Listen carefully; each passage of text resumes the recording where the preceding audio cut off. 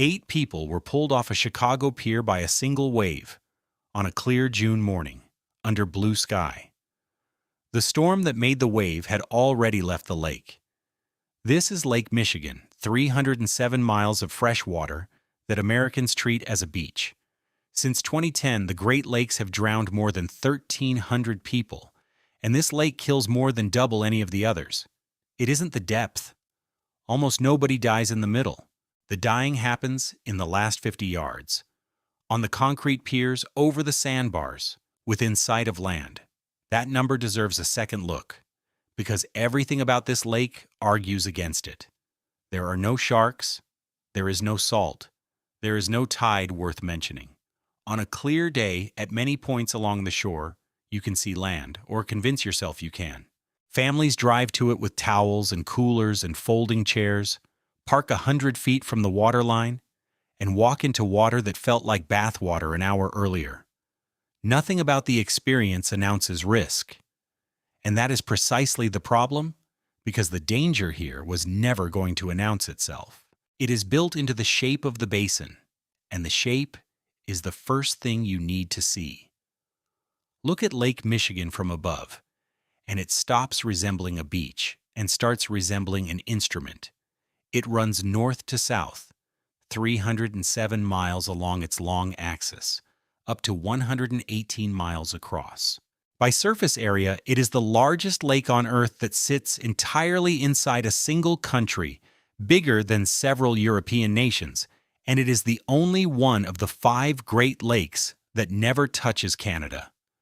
At the top, it connects to Lake Huron through the Straits of Mackinac, a gap so wide and so deep that hydrologists will tell you Michigan and Huron are technically one continuous body of water sitting at the same elevation. That detail matters more than it seems. It means the northern end of Lake Michigan is open. Water and wave energy can pass through, the southern end cannot.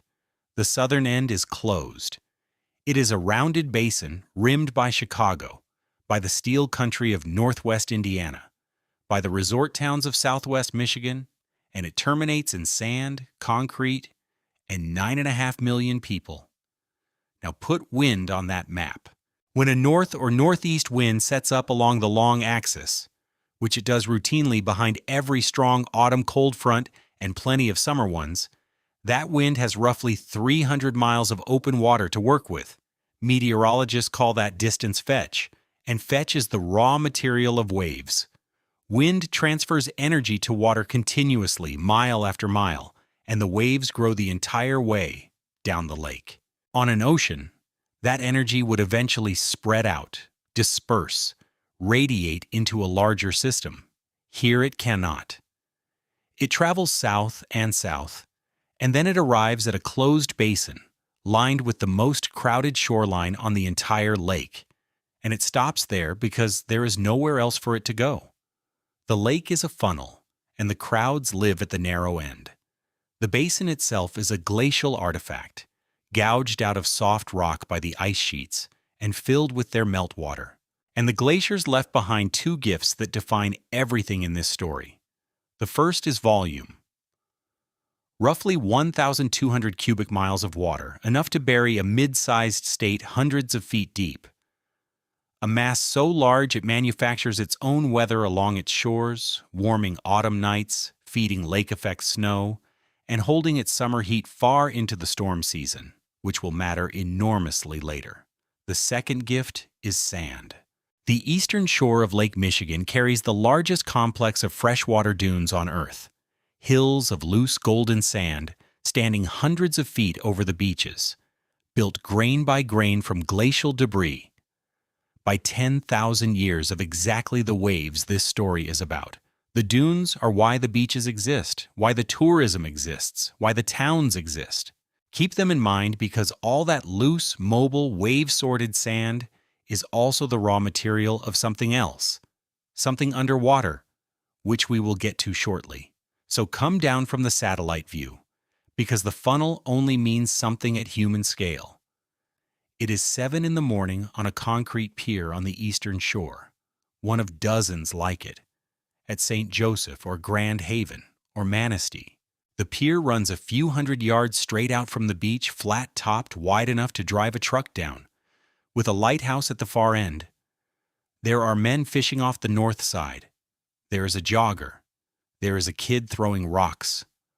The water is green-brown near the sand and blue further out, and small waves are coming in at an angle, maybe 2 feet, maybe 3. Nobody on that pier believes they are standing in a dangerous place, and by ocean standards, they would be right. 3-foot waves on a California beach are a warm-up. Surf schools operate in worse. Here is what the ocean comparison misses, and it is the first mechanism you need, because every death in this story runs through it eventually. Ocean swell is old. It was generated by storms hundreds or thousands of miles away, and over that distance the waves organize, lengthen, and space themselves out. A typical ocean swell arrives every 10 to 12 seconds, sometimes longer. A swimmer knocked down by an ocean wave goes under, comes up and has an interval, a real one, several seconds of ordinary air before the next crest arrives. The human body can work with that. You can cough, breathe, get your bearings, and choose a direction. Lake Michigan waves are not old. They cannot be. The lake is simply not big enough, and its water is shallow compared to an ocean. So the waves that form here are young, steep, and crowded together. The measured interval between crests on this lake typically runs 3 to 5 seconds. Read that number the way a swimmer's lungs read it. You go under, you fight back to the surface. You break into the air and open your mouth, and the next wave is already there, not approaching. There. You take half a breath, or a breath that is half water, and you go under again, and the cycle repeats every 3 seconds for as long as you last. Rescue professionals who work both coasts and the lakes will tell you plainly that a 3-foot wave here is more dangerous to a swimmer than a considerably larger wave in the ocean, not because it carries more force, but because it never leaves you an interval. The ocean hits harder. The lake hits constantly. That is the reason the opening claim of this story sounds impossible and isn't. The Great Lakes Surf Rescue Project, a nonprofit that began doing what no federal agency was doing and simply counted, has logged well over 1,300 drownings across the 5 lakes since 2010. Lake Michigan's share is roughly half of them, year after year, more than double the count of any other Great Lake. Not Superior, which is bigger, deeper, and colder. Not Erie, which is shallower and stormier by reputation. Michigan, the friendly one, the one with the beaches. And depth has almost nothing to do with it. The middle of this lake is over 900 feet deep at its deepest point, and the middle is statistically close to the safest place on it because nobody is swimming there. The drowning happens where the people are, and the people are in the last 50 yards, which means the question that actually matters is not why the lake is dangerous. It is why the edge is. Why the shallow, sunlit, familiar-looking margin between the towel and the sandbar kills hundreds of people who never intended to be more than waist deep. And why so many of the dead are found touching concrete. To answer that, you have to look under the surface of those last 50 yards, because the bottom of this lake near shore is not a smooth ramp into deep water. It is a machine with moving parts. Stand at the waterline on almost any beach on the southern half of this lake and look out. What you are actually looking at, under the surface, is a series of sandbars running parallel to the shore, usually 2 or 3 of them, with deeper troughs between. The bars are built by the waves themselves, which pick up sand as they break and deposit it in ridges. Waves break over the shallow bars and reform in the deeper troughs, which is why the whitewater offshore comes in bands, rather than one continuous line. Swimmers know the bars as the strange comfort of the lake. You wade in over your head, keep going, and suddenly you are standing again, 50 yards out, in water to your chest. Kids play on the outer bar all summer. Now push water over that structure and watch what it has to do. Every wave that breaks over a bar shoves water shoreward, into the trough. That water has to get back out. When waves come in at an angle, some of it travels sideways along the beach in the trough, a longshore current, a conveyor running parallel to shore that can carry a floating person hundreds of yards down the beach without them noticing anything except that their towel is somehow not where they left it. The rest of the water finds a low spot, a gap in the bar, and pours back out through it, concentrated, fast, heading straight offshore. That is a rip current, and here is the detail that inverts everyone's instinct. Because the water in the rip is deeper and flowing outward, waves don't break there. From the beach, the rip is the calm lane, the gap in the white water, the spot that looks to a parent scanning for a safe place like the obvious place to let the kids in. The water that looks the most peaceful is frequently the water that is moving the hardest, and it moves out, toward the open lake, faster than most people can swim. The speeds involved settle any argument about swimming ability. Oceanographers measuring rip currents on the lakes and the coasts alike have clocked them at speeds no human can match. The National Oceanic and Atmospheric Administration's standard warning puts it flatly, that a strong rip moves faster than an Olympic swimmer. Not faster than an average swimmer, faster than the best swimmer alive, which means the contest between a tired vacationer and an outbound current was decided before it started, and the only winning move is the one that feels like losing. Stop racing it. The geometry underfoot stacks the deck further. The troughs between bars can run several feet deeper than the bars themselves, so the lake bottom is not a ramp, but a staircase that goes down as well as up.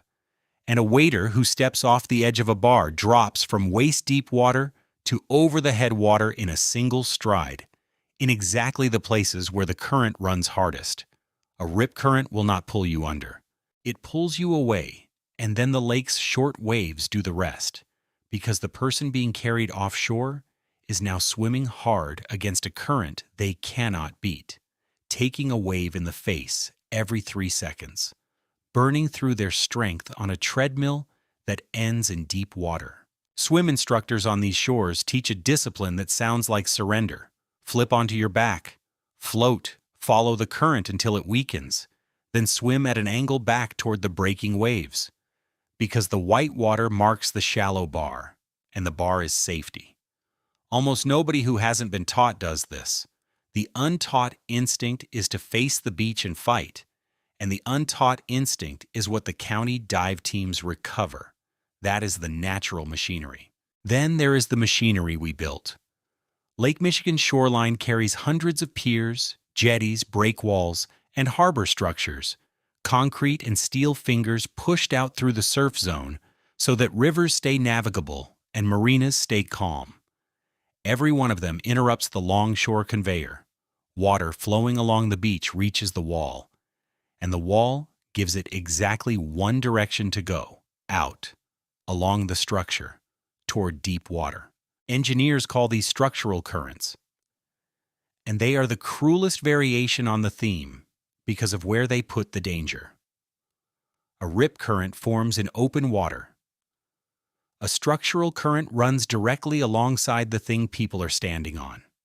It runs along the concrete where the fishermen are, where the kid is throwing rocks, where a wave-washed walkway drops a person 6 feet into the water. Someone knocked off a pier does not land in still water and swim back to the ladder. They land in a current shaped by the pier itself, running seaward along the wall. And the wall they are trying to cling to is smooth, wet concrete with a handful of ladders spaced far apart. People drown within arm's reach of the structure in full view of it, moving steadily toward the lake end. There is one more mechanism in the last 50 yards, and it is the one that sounds the most like fiction. So hold it to the record. In summer, the lake stratifies. The sun warms the upper layer of water into the 70s, and that warm layer floats on a cold, dark mass beneath it. Water in the 40s, separated by a sharp boundary. The beach experience, the bathwater experience, is the thin, warm lid on a cold tank. Now blow wind offshore, or along the shore from the northeast, and something counterintuitive happens. Because of the Earth's rotation, the moving surface water doesn't travel straight downwind, it veers. And the net effect along Michigan's eastern shore is that the warm surface layer gets shoved away from the beach and out into the lake. Something has to replace it, and the only water available is underneath. The cold comes up. The National Weather Service has documented the nearshore water at Grand Haven falling from 70 degrees Fahrenheit to 45 degrees in 24 hours. One day. Same beach, same sand, same families. The lake they swam in on Saturday and the lake they walk into on Sunday are, thermally, two different bodies of water, and 45-degree water is not an endurance problem. It is an immediate one. Sudden immersion in water that cold triggers what physiologists call cold shock, an involuntary gasp, a reflex you cannot suppress, followed by a minute or more of uncontrolled rapid breathing. If your face is above the surface when the gasp comes, it is terrifying. If a wave is passing over you, the gasp is water. After the first minutes, the cold pulls blood away from your limbs, and your hands stop closing, your kick goes soft, and skilled swimmers lose meaningful movement long before anything like hypothermia begins. Survival researchers compress it into a rough rule. 1 minute to get your breathing under control, about 10 minutes of useful muscle, and the people who die in cold water mostly die inside those first 10 minutes, well before their core temperature matters. On this lake, you can step off a sandbar into upwelled water and hand your body a countdown it never agreed to. So assemble the last 50 yards honestly. Sandbars that build hidden conveyors, calm-looking gaps that are outbound currents, concrete that turns the shoreline's own circulation into a channel running toward deep water, precisely where the structures put the people. Waves arriving every 3 seconds so that a single mistake never gets an interval to correct itself. And a water temperature that can be swapped out overnight by a wind you'd barely notice on land. None of these will make the evening news individually. Every drowning report will say the same small words. The victim went under near the pier, near the sandbar, near the swim buoys, close to shore. Close to shore is the whole story. Close to shore is where the machine is. And if the phrase close to shore still sounds reassuring to you, there is one more thing you need to know about drowning itself, because the movies have taught everyone the wrong picture. The picture in the movies is loud, splashing, screaming, an arm waving high out of the water, a long, dramatic struggle that gives everyone on the beach time to notice, react, and run. Real drowning was studied and filmed for years by a lifeguard and researcher named Frank Pia, and what his footage established has become doctrine for every serious water rescue organization. Drowning is quiet, and it is short. A drowning person's body goes vertical in the water. Their arms press down at their sides, instinctively, uselessly, trying to lever the mouth above the surface, which means they physically cannot raise an arm to wave. The respiratory system takes absolute priority over the vocal system. You cannot call for help with lungs that are fighting for the next half breath, so they say nothing. Their head tilts back, the mouth sinking and clearing the surface in a shrinking rhythm. And to an untrained eye 30 feet away, the whole performance is indistinguishable from someone playing, bobbing, treading water. Pia measured the window. An adult in this state typically stays at the surface between 20 and 60 seconds. A child, less. Then they go under, without a sound, often within a crowd, and the people around them keep laughing and throwing frisbees, because nothing that looks like an emergency has occurred. Now run that clock against this lake's machinery, and be honest about the arithmetic at every step. A swimmer carried off the sandbar by a rip has perhaps a minute of visible, silent struggle before submerging. Suppose someone on the beach happens to be watching that exact patch of water, recognizes what almost nobody recognizes, and calls for help immediately. On a beach with lifeguards, Trained eyes and a rescue can arrive inside that first minute, which is why guarded beaches, statistically, almost never produce drownings.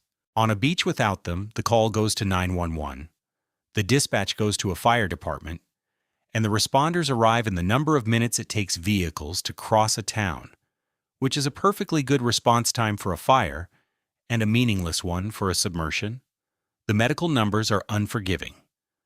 After roughly 10 minutes underwater, survival with intact recovery becomes rare, and the divers who eventually go in are conducting a recovery long before anyone says the word aloud.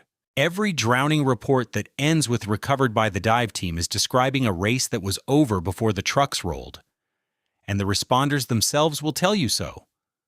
Uspadi your so in exactly those words, because they suit up for it dozens of times a summer. There is a grim pattern inside the statistics that the rescue community talks about constantly, because it compounds the toll in the cruelest way. The lake takes a child off a sandbar, and the child, buoyant, panicking, doing everything wrong, frequently survives, because a rip current does not pull people under and small bodies float. The adult who goes in after them, swimming hard, clothed, adrenalized, spending everything in the first 200 feet, frequently does not. Water safety organizations along this shore have documented it over and over. The would-be rescuer becomes the victim, the parent drowns, and the child is pulled from the water alive, and a family's worst afternoon becomes its permanent dividing line. The professional advice sounds heartless until you understand the physics behind it. Do not swim to a drowning person without flotation. Throw something that floats, call for help. Keep your eyes fixed on them. A human body is not a rescue device, and this lake, with its 3-second waves and its cold pockets and its outbound currents, is precisely engineered to consume the difference between a strong swimmer and a strong swimmer towing panic. If you want a date for when the modern world was forced to take all of this seriously, the water safety community will give you one: the 4th of July weekend, 2003.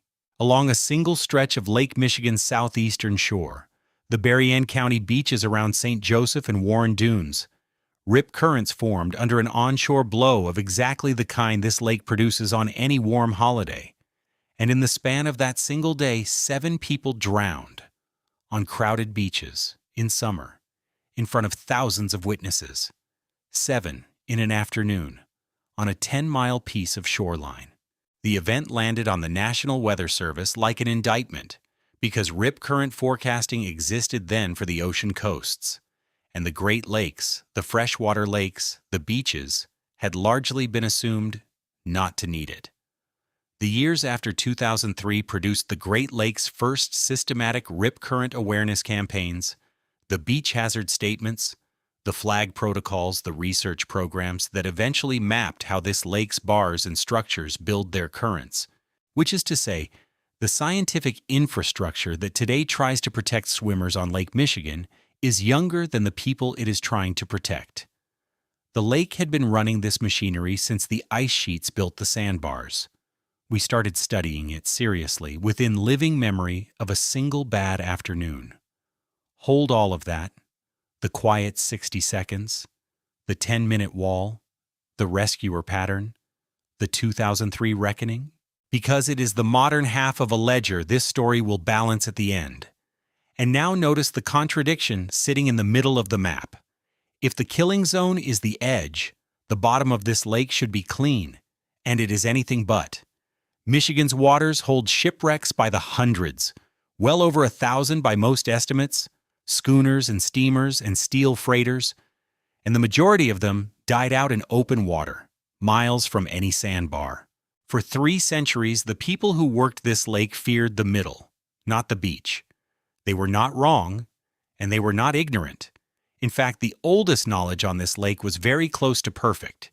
The people who held it survived Lake Michigan for centuries using a technology we quietly abandoned, and the abandoning is where the wrecks begin. The name itself is older than the country that surrounds the lake. Michigami, in the Ojibwe language, Great Water. The Anishinaabe peoples, the Ojibwe, the Odawa, the Potawatomi, the Council of Three Fires, lived around this entire basin for centuries before any Europeans saw it, and they used the lake constantly for fishing, for trade, for travel between communities spread along hundreds of miles of shoreline. They crossed it in birch bark canoes. That sentence should stop you. A birch bark canoe has a freeboard of inches. It is a craft that a 3-foot wave, the kind arriving every 3 seconds, will swamp without effort. And yet these communities moved people, families, and trade goods across this water for generation after generation, on a lake that would later swallow steel ships 600 feet long. They did it with an operating system, not with luck. The historical and ethnographic record is consistent on the shape of it. Travel hugged the shorelines rather than cutting across open water, accepting a longer route in exchange for a survivable one. Open crossings happened at the narrow places, through the island chains, the beavers in the north, the Manitus along the eastern shore, stepping stone routes where a change in the weather left you an hour from land instead of a day. Departures waited on the sky, wind shifts, cloud sequences, the feel of a swell arriving before its weather, the behavior of birds ahead of a front. All of it was read, argued over, and obeyed. And a party that didn't like the morning simply did not leave. Days could pass. The lake was not asked to accommodate a schedule, because the calendar itself bent around the water. The big travel happened in the settled months of summer, and when the autumn gales began, the long-distance moving was already done. The most sophisticated safety instrument on Lake Michigan for several hundred years was the decision not to go, exercised by people who could read the sky well enough to know when to make it. And this was not a culture avoiding the lake. That is the point that makes the system impressive rather than merely cautious. The lake was the center of the economy. Whitefish and lake trout and sturgeon in quantities that fed nations, harvested from canoes with nets and spears at the reefs and river mouths, trade routes running the length of both shores and across the northern narrows, moving copper, furs, food, and people through a network older than any road on the continent. These communities used Lake Michigan more intensively, per person, than the beach towns use it now. They simply used it on its terms, inside its calendar, with a cultural framing that treated the Great Water as a power you negotiated with, rather than a surface you crossed, and the negotiation was encoded in rules, stories, and seasonal habits that amounted to accumulated casualty data, refined over more generations than the United States has existed. None of it required instruments. All of it required something harder: the willingness to let the lake cancel your plans.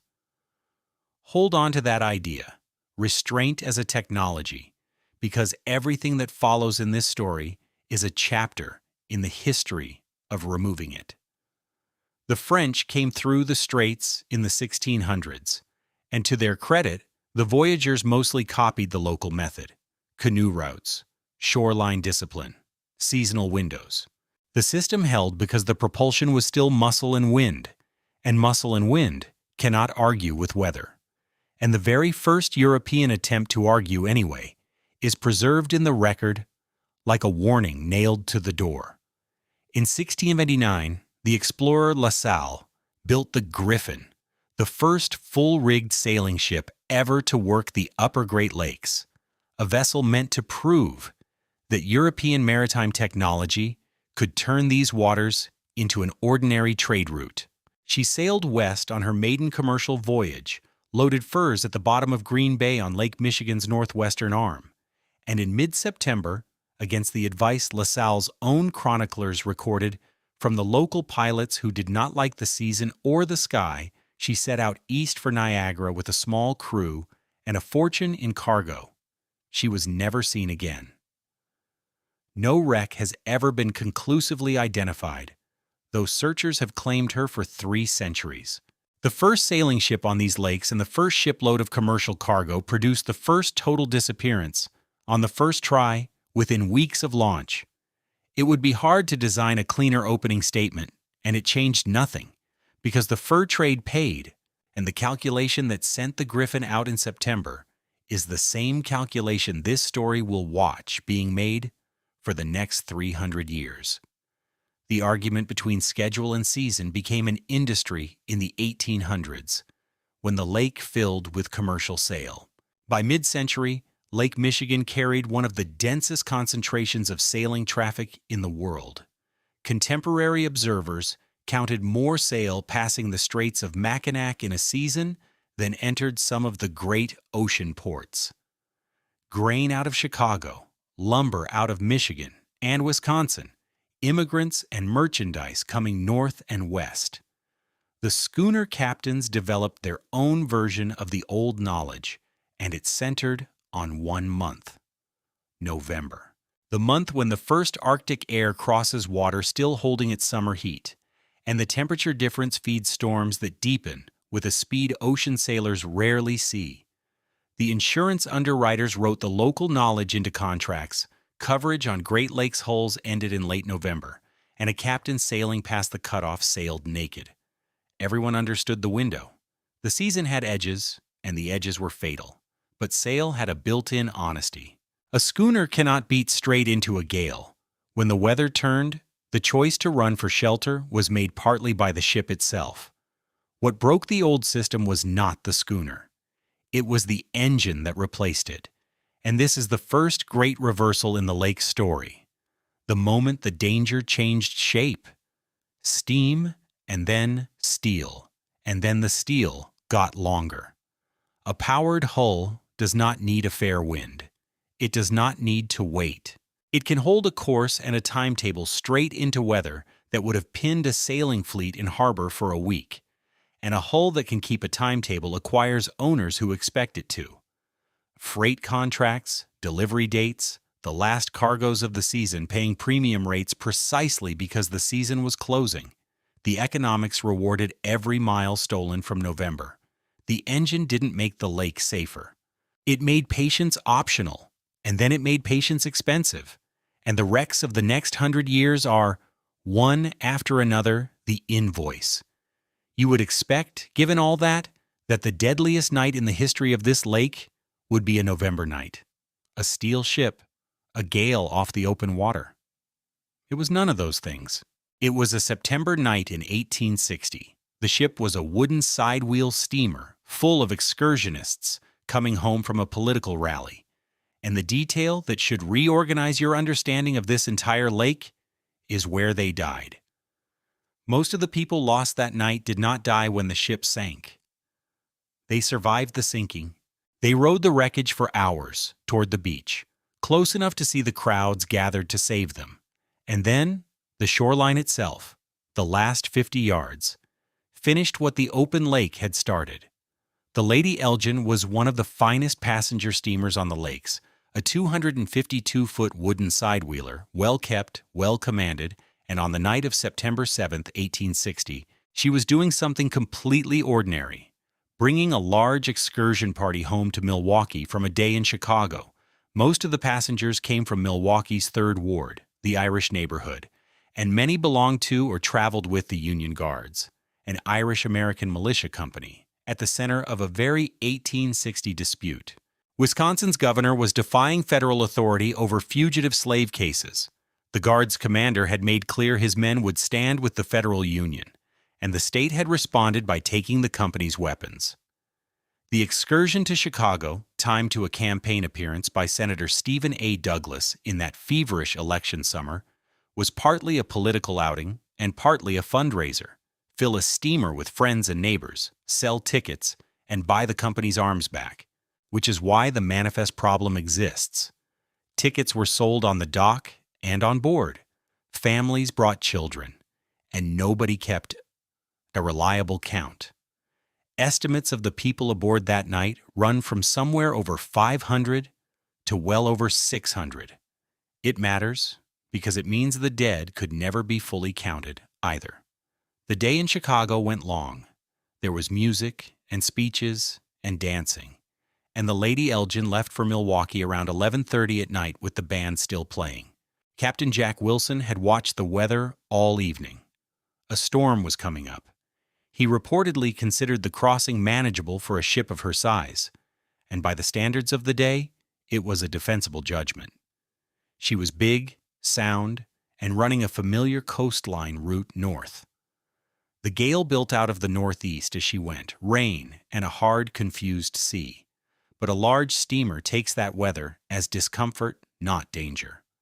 Aboard, the excursion carried on below decks, apparent control in every direction. The thing that ended it was not the storm. It was another vessel inside the storm, and a gap in the law. The schooner Augusta, out of Oswego, was running south before the gale, with a full load of lumber, heeled hard over, moving fast. Under the rules of the road, sail held the right-of-way over steam, and critically, the law of 1860 did not require a sailing vessel to carry running lights. The Augusta was effectively invisible, a dark hull under dark sails in driving rain. Her second mate picked out the steamer's lights late, closing fast. By the time the schooner's helm answered, there was no room left in the geometry. Around 2:30 in the morning, roughly 9 miles off the Illinois shore near Winnetka, the Augusta drove her bow into the Lady Elgin's port side, aft of the paddle wheel, and then the gale simply carried the two ships apart, which for the steamer was the worst possible mercy because the schooner's bow had been plugging the hole it made. What followed on the Augusta is one of the disaster's bitter footnotes. Her captain, Darius Malott, believed his own ship was the one in mortal danger, lumber-laden and down at the head, and he ran for Chicago. He would say he assumed the big steamer, barely visible astern, had shrugged off the blow. The inquiry that later examined the collision put its weight on the lookout kept aboard the schooner, but the deeper cause was systemic. Two vessels closing at combined speed in blinding weather, one of them legally dark. Aboard the Lady Elgin, Wilson's crew fought the arithmetic of a wooden hull with a hole below the waterline. They drove cattle from the cargo deck over the side and shifted weight to starboard, trying to roll the wound clear of the water. Mattresses went into the gap. The pumps ran. None of it changed the ending. The lake came in faster than every measure could slow it. And somewhere around half an hour after the collision, the Lady Elgin broke apart and went down in about 300 feet of water. And here the story performs its pivot, the one this whole documentary turns on. The sinking 9 miles out in a gale killed many people, but it did not kill most of them. The steamer's upper works tore free and floated. Hundreds of people came up clinging to the hurricane deck, to planks, to bales and doors, and drifting wreckage. And the northeast gale did the one thing that looked like grace. It pushed everything toward shore. For 4 hours and more, through the end of the night, a fleet of rafts drifted southwest toward the bluffs of the Illinois shoreline, toward Winnetka and Evanston. Survivors later described Captain Wilson moving among the rafts, steadying people, redistributing them off overloaded wreckage. As the sky lightened, the people in the water could see land. They could see houses, and then they could see people, crowds streaming down to the beach, students, farmers. Whole towns turned out to meet them, rescue visibly assembling, a few hundred yards away. Between the rafts and the crowd lay the sandbar. Everything you learned earlier about the last 50 yards was waiting at the end of that drift.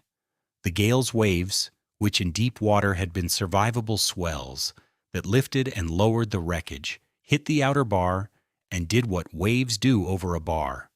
They shortened, steepened, and broke. And the gentle rafts became debris inside a surf zone. The hurricane deck, carrying dozens, hit the bar and was beaten to pieces in the breakers. Exhausted people, who had held on for 5 hours, were stripped off the wreckage a swimming distance from land, tumbled in breaking water, struck by the very planks that had saved them, and drowned in sight of the rescuers, in water shallow enough that the horror of it was fully visible from the beach. The crowd could not simply wade out. The surf that was killing swimmers would kill waders too. This is the scene that closes the question we opened at the beaches. Why the bodies come ashore, where the water looks calmest. From the bluff, the water inside the bar was the protected part, the almost safe part. From the lakeside, the bar was a wall of breaking water that every survivor had to pass through at the exact moment their strength was gone. The shoreline finishes what the lake starts. It did that morning, by the hundreds. Into that surf went a handful of people with ropes, and one of them became the name the disaster is remembered by.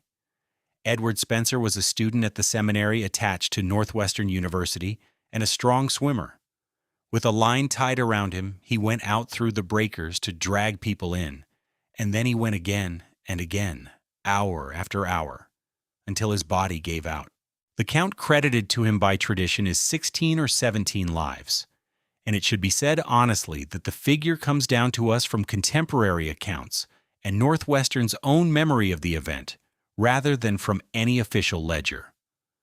What is not in doubt is the price. Spencer collapsed after his final swim. And by the accounts that followed him the rest of his life, he never fully recovered his health and never stopped weighing that morning.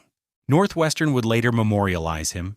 The story handed down with the memorial says that what haunted him was not the number he saved, but the ones the breakers took anyway. Captain Wilson did not survive. Witnesses placed him in the water to the end, helping passengers onto wreckage. His body was recovered later along the shore. The final toll was never fixed, because the passenger count never was. Roughly 300 dead is the number most commonly carried by historians, with serious estimates ranging from about 280 to 400. Milwaukee's 3rd Ward was gutted. The neighborhood lost so many of its men that contemporaries described streets where nearly every house was in mourning. It stood for decades as the worst loss of life in the history of the Great Lakes on open water, and it still ranks among the worst American maritime disasters of any kind. The aftermath produced one concrete repair. Within a few years, the law was changed to require sailing vessels to carry running lights. The loophole that let the Augusta approach invisible was closed, written shut, as maritime law usually is, in the language of a specific catastrophe. The Augusta herself became so notorious that her owners renamed her and shifted her to saltwater trade for a time. Sailors held the memory against the ship and against her captain. And the record adds a coda that no dramatist would dare invent.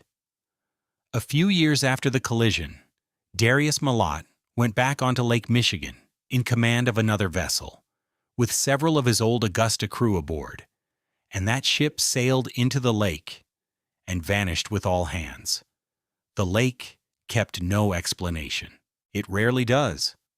Evanston did not forget what it had watched from the bluff, and the memory hardened into an institution with no parallel in the country. In the years after the disaster, when the federal government began placing life-saving stations along the lakes, the station at Evanston was crewed by Northwestern students, young men in the mold of Edward Spencer, trained and drilled as surfmen, launching a government surf boat into the same water that had beaten the town's rescuers in 1860.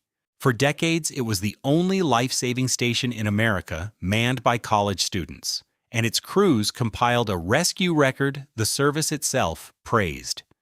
It is one of the most direct cause and effect lines in this entire story.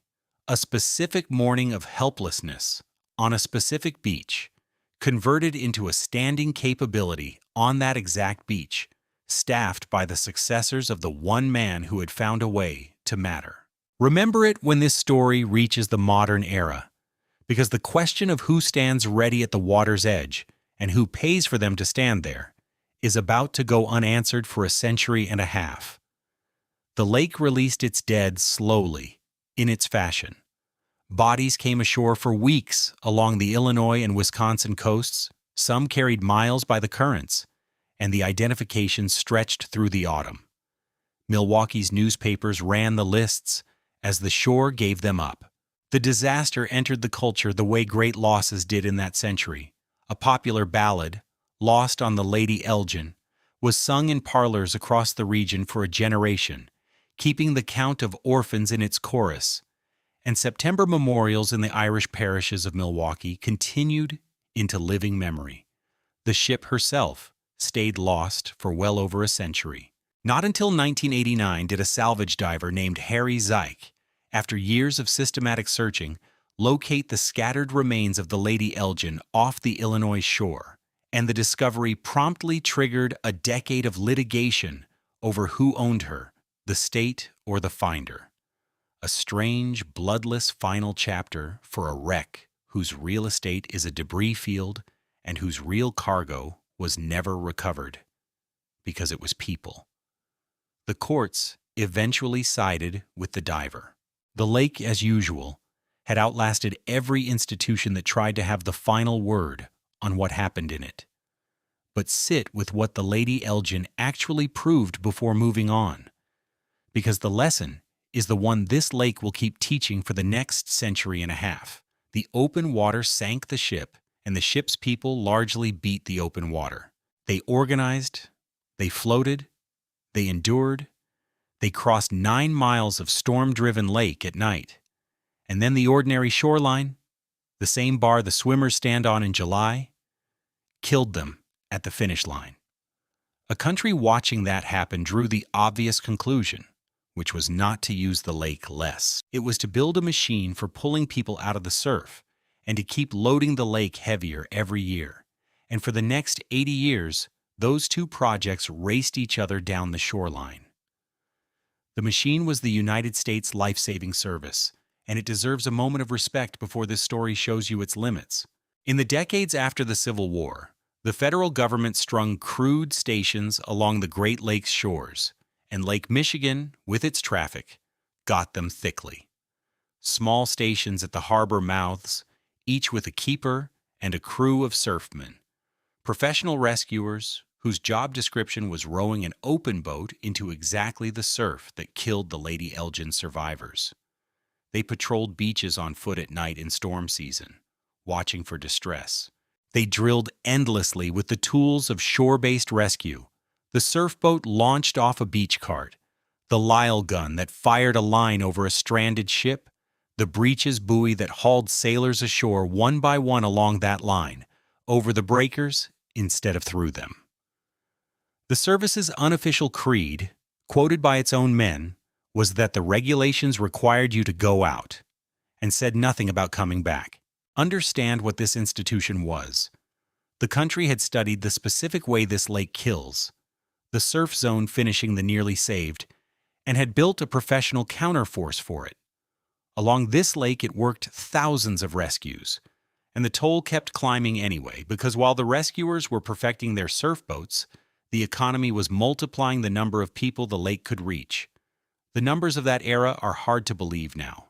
By the 1880s, the lakes carried one of the heaviest concentrations of shipping on the planet, and Lake Michigan's share of it ran on passenger and package freighters, lines like Goodrich serving every town on the shore, moving people the way regional airlines do today.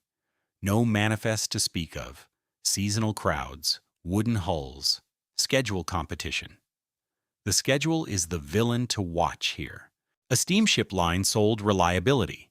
Reliability meant departing on time into whatever the evening looked like. And this lake, as it had already shown, can change what the evening looks like faster than a crossing takes.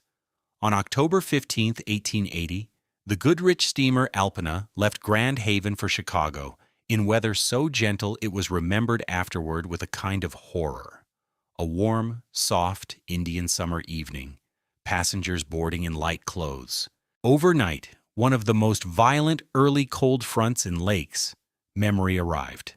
A storm remembered as the big blow. The temperature collapsed, the wind swung and rose to hurricane force, and the warm evening became a freezing gale in the hours it takes a sidewheeler to get to the middle of the lake. Other ships sighted the Alpena at dawn, laboring far off course, walking beam still turning. She never arrived anywhere. Wreckage, cargo, and bodies came ashore for days along the Michigan beaches. The dead have been estimated at anywhere from 60 to more than 90. And once again, the true count was unknowable, because the passenger list was casual. No inquiry could assign a cause beyond the obvious. A ship built for the lake's average weather had been caught by its variance, mid-crossing, with no move left to make. That is the Alpina's contribution to the pattern, the speed of reversal. The lake does not need to be dangerous when you commit to it. It needs only to become dangerous faster than you can uncommit. And a north-south basin sitting in the collision zone between Arctic and Gulf air masses does exactly that, in every century, on its own schedule. 15 years later, the lesson repeated with a refinement so pointed it reads like a parable. The steamer Chicora ran the winter route between St. Joseph, Michigan, and Milwaukee, carrying flour because winter commerce paid, and the ship was new and strong, and the line had contracts. On the morning of January 21, 1895, she loaded in Milwaukee for the return crossing. The barometer that morning was falling in a way that frightened people who understood barometers, and one of them was an owner of the line, who wired a message to hold the ship in port. The telegram reached the dock after the Chicora had cast off. She sailed into a January gale that came down the lake within hours, and she vanished with everyone aboard, roughly 24 men and, the story records, the ship's dog. Fragments of her came ashore through the winter and spring. Her hull has never been conclusively identified on the bottom to this day. Hold the detail that matters. The warning existed, the warning was correct, the warning was sent, and the warning lost a race against a departure time by a matter of minutes. The information system of 1895 moved at telegraph speed, and the schedule moved faster.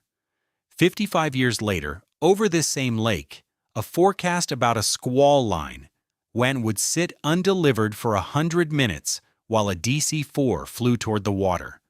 The technology changes its costume. The race is the same race. The schooner era did not so much end as get squeezed, and its last famous casualty on this lake is worth pausing for, because it shows what the squeeze did to the men still working under sail. By 1912, an aging schooner could no longer compete with steam on any respectable cargo.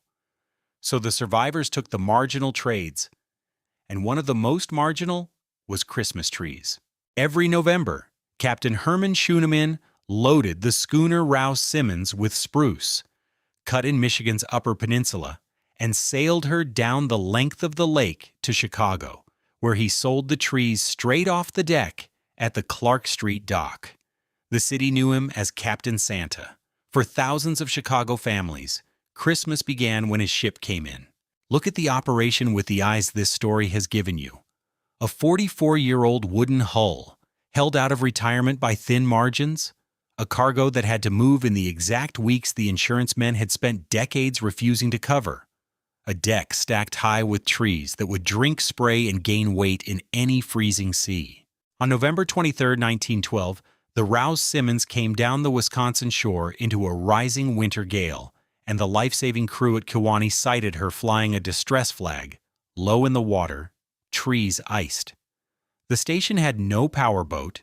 They telephoned down the coast to Two Rivers, which did, and the Two Rivers surfmen launched into the gale and motored out on an intercept course. What they found was snow. A squall closed over the search area, and when it opened, the lake was empty. The schooner, her captain, and her crew were simply gone, and for years afterward, nets along that shore came up fouled with Christmas trees. A diver finally found her in 1971 off Two Rivers in about 170 feet of water, and the detail every account records is the one that closes the story like a door. The hold was still full of trees. Schooneman's wife and daughters, back in Chicago, met the season's obligations the only way the family knew. They brought trees down by rail and sold them from the dock that year and for years after. The lake had taken the ship, the man, and the margin he was chasing.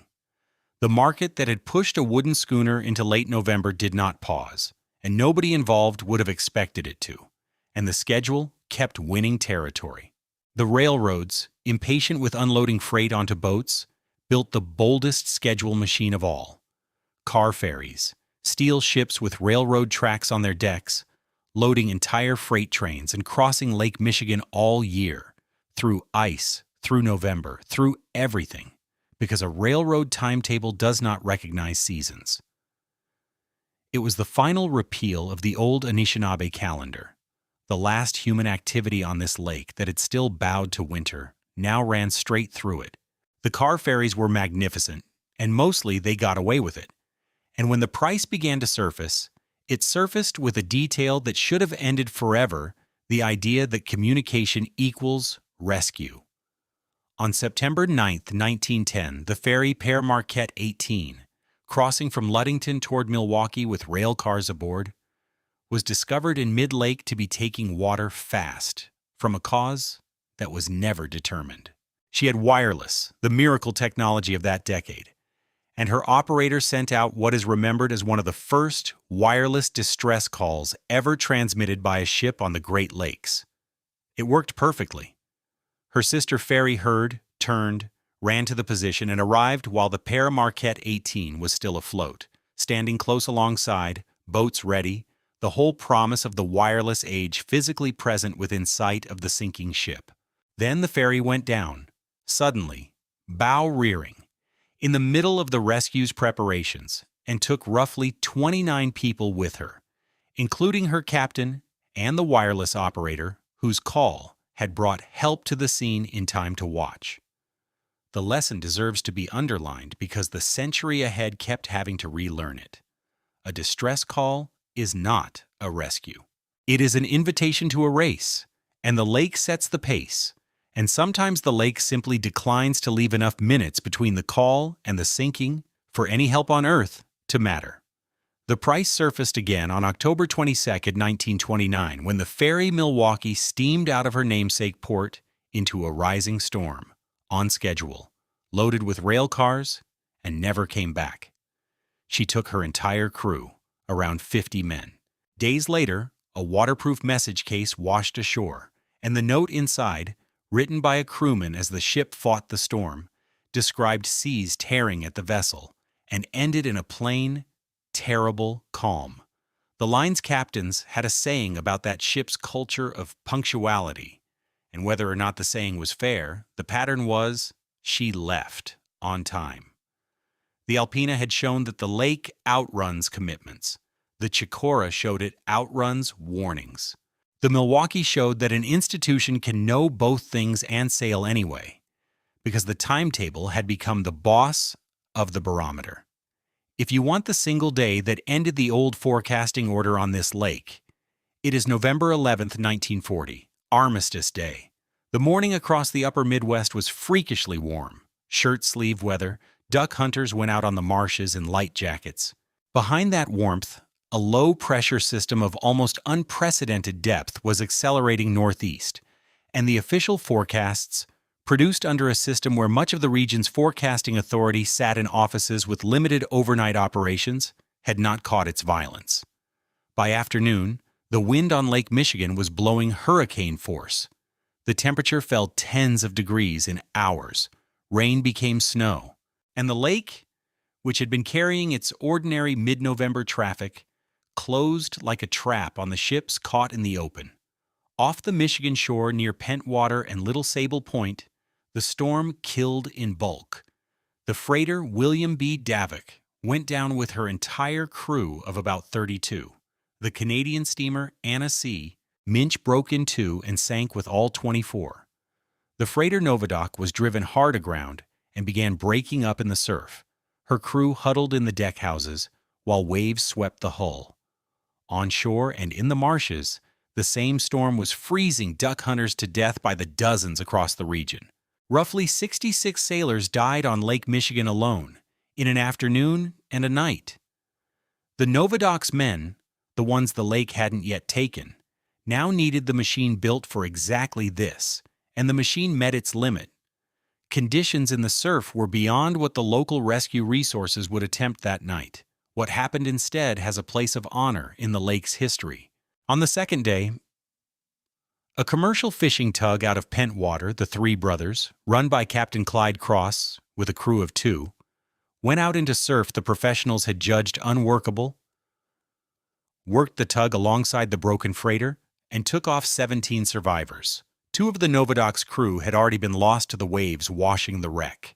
Cross became briefly famous, and the honest way to tell his story is not as a rebuke of the official rescuers, but as a demonstration of what rescue on this lake actually costs. The margin between his triumph and 3 more names on the toll was luck, plus boat handling spent in water that had just finished killing 56 professional sailors in steel ships. The storm's institutional legacy was real. Armistice Day 1940 became one of the events that forced American weather, forecasting toward round-the-clock operations and more local authority, an admission, written in procedure, that warnings which arrive late are indistinguishable from warnings that never existed. Step back and look at the 80 years after the Lady Elgin as a single campaign, because that is what it was. The country answered the lake with life-saving stations, then lighthouses and lightships, then wireless, then better hulls, then forecasting reform, and every one of those answers worked, measurably. Uncounted rescues prove it. And across those same 80 years, the lake absorbed a warm evening excursion steamer, a winter packet that outran its own warning, a railroad ferry with a train on her deck, and 3 freighters in one Armistice Day afternoon, and it was preparing, in 1950, to absorb something none of the surfmen had ever imagined defending, an airliner. The fastest way across Lake Michigan had finally left the water entirely, 20 minutes shore to shore, 3,500 feet up, above the waves, above the currents, above, everyone assumed, the lake itself. The lake's reach turned out to be taller than that assumption, and what it did to Flight 2501 it did in its oldest style, completely at night and without leaving an answer. On the evening of June 23, 1950, Northwest Orient Airlines Flight 2501 lifted off from LaGuardia Field in New York, bound for Minneapolis and then the Pacific Northwest. The aircraft was a Douglas DC-4, a 4-engine airliner of the type that had carried the war and then carried the post-war boom. 55 passengers in the cabin and a crew of 3 up front. Captain Robert Lind, an experienced line pilot, First Officer Vern Wolfe, and a stewardess, Bonnie Ann Feldman. It was a Friday night at the start of summer. The passenger list looked like one. Families heading west, children, a honeymooning couple, businessmen. The routing was the standard one, and the standard routing is the point. It crossed Lake Michigan. Airliners cross the lake every day, dozens of them, because the lake sits directly across the great east-west air corridor of the United States, and flying around it costs fuel and time. The lake had been, to aviation, nothing but a stretch of map. Weather over land, weather over water. The DC-4 didn't care. That assumption, that the lake beneath was irrelevant, is the assumption this incident exists to destroy. The weather that night was not a secret. A line of thunderstorms, a squall line, was forecast to develop and sweep across the lake region, and Lind knew about weather in general terms. Over Ohio and Michigan, the flight asked for and received altitude changes, working down to 3,500 feet as the night went on, with turbulence in the reports. But there is a detail in the official record that has to be stated exactly because it is the hinge of the whole story. About 100 minutes before the accident, forecasters issued an updated advisory on the squall line, its position and its intensity, and that advisory was never transmitted to Flight 2501. The most important piece of information about the next hour of that crew's life existed, on the ground, in time, and it did not reach the cockpit. Approaching the lake, Lind asked air traffic control for a further descent down to 2,500 feet. The request was denied. other traffic held the altitude. So the DC-4 went out over the water at 3,500 feet at night, toward a line of storms whose freshest description was sitting in a teletype system behind it. Other crews in the corridor that night made other choices with better information or better luck. Aircraft in the region deviated around the weather or rode out violent turbulence and landed with stories, the ordinary invisible traffic of a bad night. Flight 2501 held its course. At 11:37, the flight reported its position over the lake, on schedule, estimating the Wisconsin shore ahead. It was the last transmission. There was no radar watching.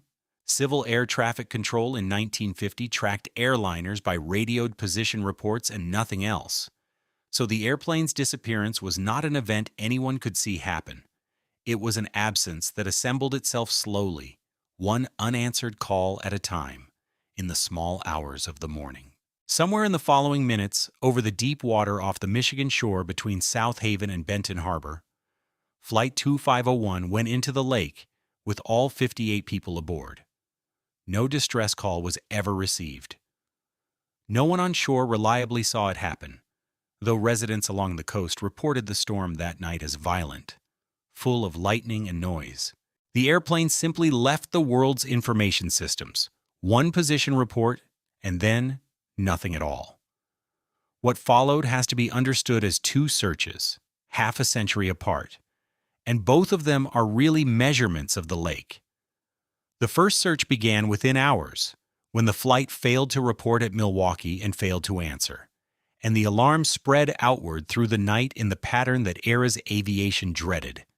Radio operators calling an airplane that did not exist anymore, airports along the route checking whether it had diverted, the airline's dispatchers working the phones, and by morning, families arriving at gates in Minneapolis and Seattle to meet a flight that the airline could only describe, for a few more hours, as missing.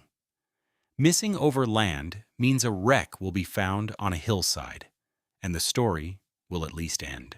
Missing over Lake Michigan, as the previous 90 years of this story should make clear, meant something the families could not yet know, and the searchers already suspected. By morning, the Coast Guard had vessels working a slick of oil on the surface northwest of Benton Harbor, and the surface began to give up what it had. Foam rubber from seat cushions, fragments of luggage, clothing, papers, shreds of aircraft interior, and human remains. None of them whole. A Navy ship joined with sonar. Divers went down.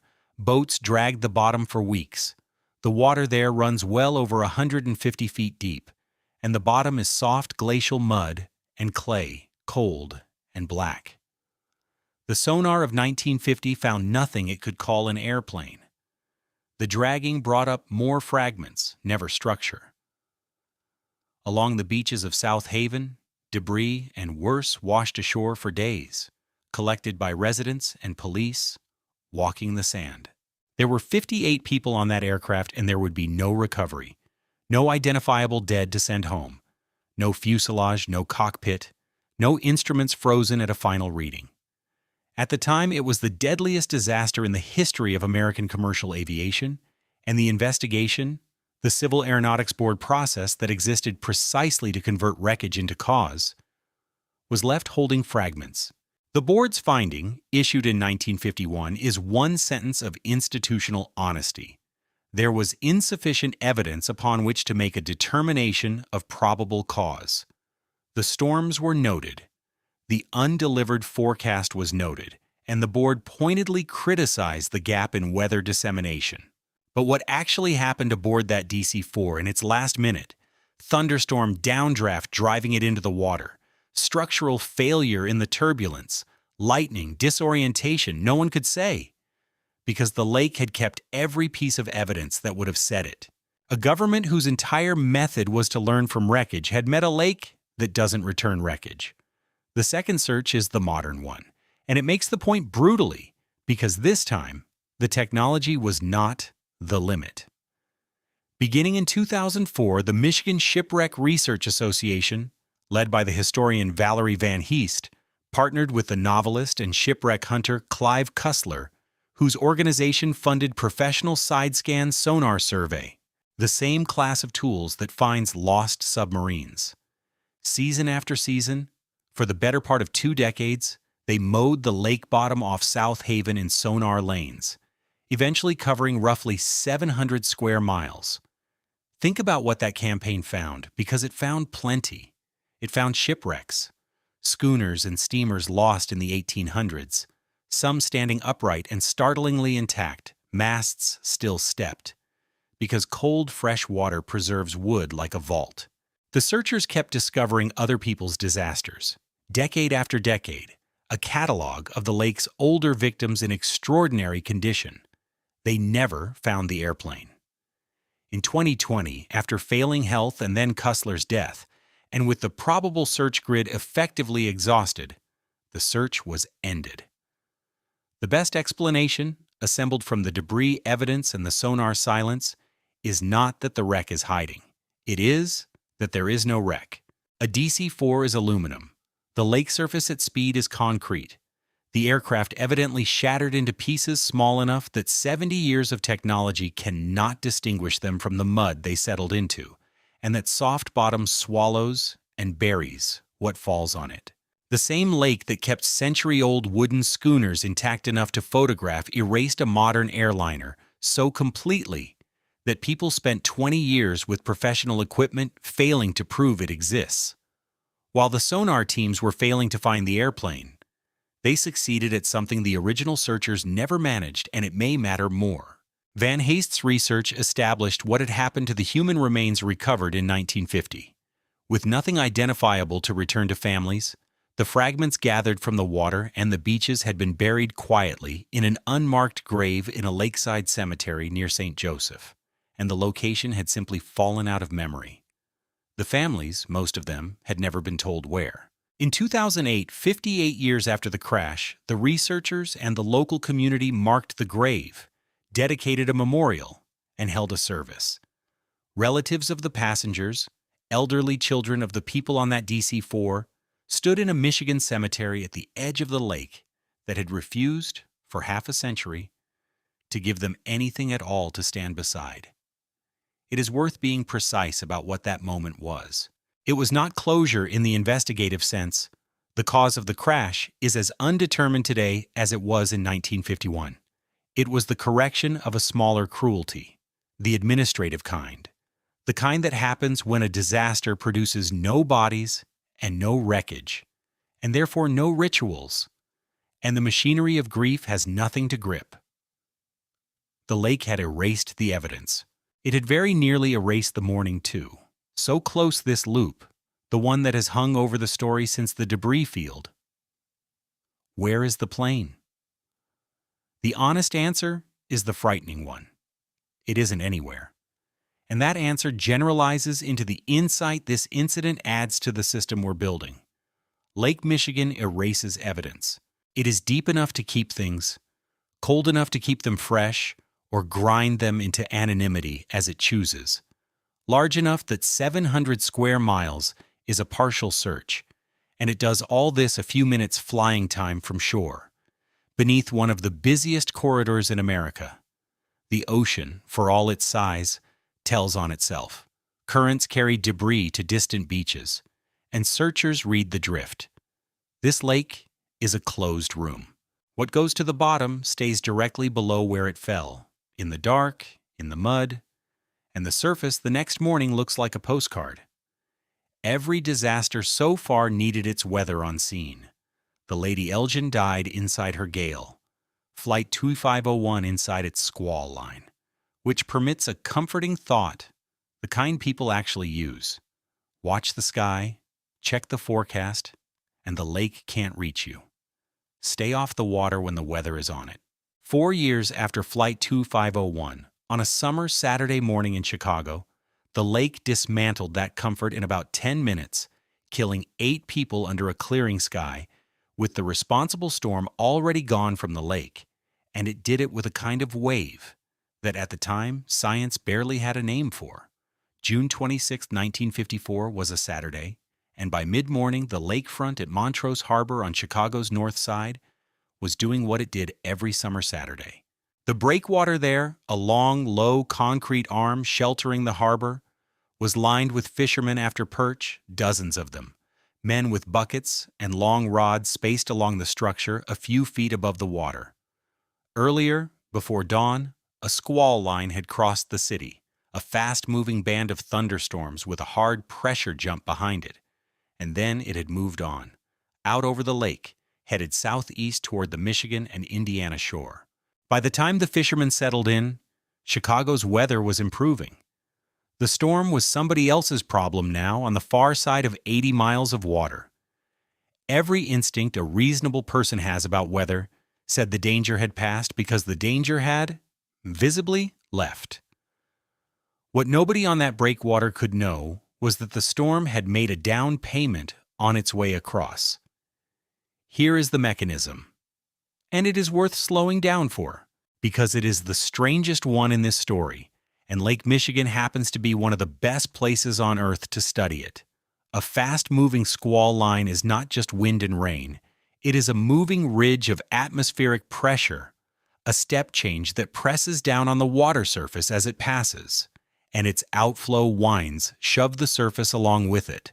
Normally, that push builds only a modest hump of water that trails the storm and dissipates. But waves in shallow water travel at a speed set by the depth, and southern Lake Michigan is, in these terms, shallow. If the storm happens to move at close to the same speed as the wave it is generating, the two stay in step, and the storm pumps energy into the same wave continuously, mile after mile, the way you push a child's swing at exactly its natural rhythm. Scientists call it resonance. The resulting wave is called a meteotsunami, a tsunami-class wave made by weather instead of an earthquake. That morning, the squall line crossed the lake at more than 55 miles per hour, which happened to be close to the magic number for the depth of water it was crossing. It drove a growing ridge of water ahead of it all the way to the southeast shore, and then the wave did what water does at a wall. It reflected. The storm went on inland over Michigan, spending itself finished. The wave turned around and came back, recrossing the lake to the northwest, aimed at Chicago, running under a sky that was clearing by the hour. It arrived at the north side lakefront around 9:30 in the morning as a sudden rise of water, reported by witnesses as a wall, as much as 8 to 10 feet above the calm, moving fast. With no storm attached to it, no squall front, no warning gust, nothing in the sky to explain it. On the Montrose breakwater, the water simply came up over the concrete and took the fishermen. There was no time for a decision of any kind. Men standing in dry shoes were seconds later in deep churning water off the outer face of the structure, tangled in lines and buckets, some pulled away from the wall by the surge draining back. Bystanders threw lines and pulled some men out. Others were visible for moments and then not. Along the lakefront, the same surge swept North Avenue Beach and other points, knocking bathers loose. When the counting was finished days later, after the divers and the dragging and the recoveries along the shore, the toll most commonly recorded stood at 8 dead, 7 of them from the breakwater at Montrose and 1 at North Avenue Beach. 8 people on a summer Saturday, in the middle of a great city, killed by the echo of a storm that was no longer on the lake. The recovery work told the city how badly it had misjudged its own lakefront. Police and fire boats worked the harbor mouth through the day. The drownings had happened inside a city of millions, minutes from hospitals, in front of witnesses, and none of that proximity had mattered, because the killing had taken seconds and the water off the breakwater was deep and moving. Bodies were recovered over the following days as the lake released them along the shore.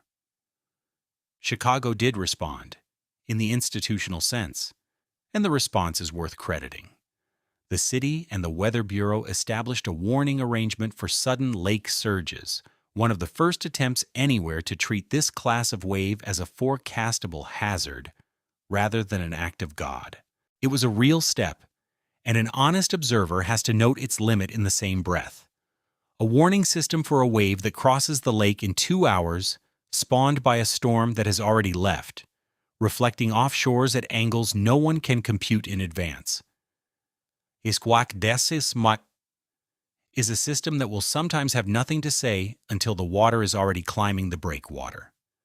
Chicago filed the event under the only word it had, seiche, the sloshing of a lake basin, and the 1954 seiche passed into the city's folklore, retold for decades as a freak, a one-off, lake weirdness. That classification quietly did damage because a freak requires no further explanation. The city watched for surges after 1954, but nobody yet understood what the lake was actually doing, or how often it did it. It took modern science to reopen the file. Researchers, notably Chin Wu's group at the University of Wisconsin-Madison, working with scientists at the National Oceanic and Atmospheric Administration's Great Lakes Lab, went back through decades of water level records with the meteotsunami mechanism in hand, and what they found dismantled the word freak entirely. The Great Lakes experience meteotsunamis, on the order of 100 times a year, the overwhelming majority small enough to pass unnoticed, and Lake Michigan, with its shallow southern basin, its long axis aligned with storm tracks, and its bowl-shaped geometry ideal for reflection, records more of them than any other Great Lake. The 1954 wave was not an anomaly. It was the top of a distribution, the rare large member of a family of waves, that is crossing and recrossing this lake constantly. The reclassification also reached backward and claimed older dead. On the 4th of July, 1929, at Grand Haven on the Michigan shore, sudden large waves arrived out of proportion to the local weather and swept bathers and pier fishermen. 10 people drowned on a holiday afternoon, and the event sat in the record for decades as another freak. Meteotsunami researchers now list it among the lake's probable weather-driven waves. Same signature, same shape of surprise, same kind of victims, 25 years before Montrose. And the mechanism is not history. In April 2018, a meteotsunami rolled into Ludington, Michigan, pushing the lake over roads and into shoreline homes. It arrived in the now familiar style, detached from any storm overhead, and it did its damage to property rather than people, mostly because April beaches are empty. The National Weather Service and NOAA's Great Lakes researchers are working on detection and warning for these waves, watching pressure sensors and water level gauges for the signature of a storm-pumped ridge in transit. It is genuinely hard.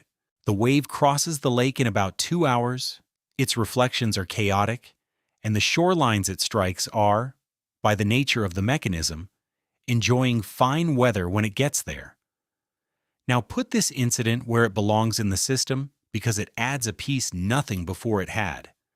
The Lady Elgin taught that the shoreline kills the people the open lake spares. Flight 2501 taught that the lake erases evidence and answers. The 1954 wave teaches something arguably worse. The lake can separate cause from effect in both space and time. The killing wave arrived roughly 2 hours after its storm crossed, from the opposite direction the storm had gone, under improving skies.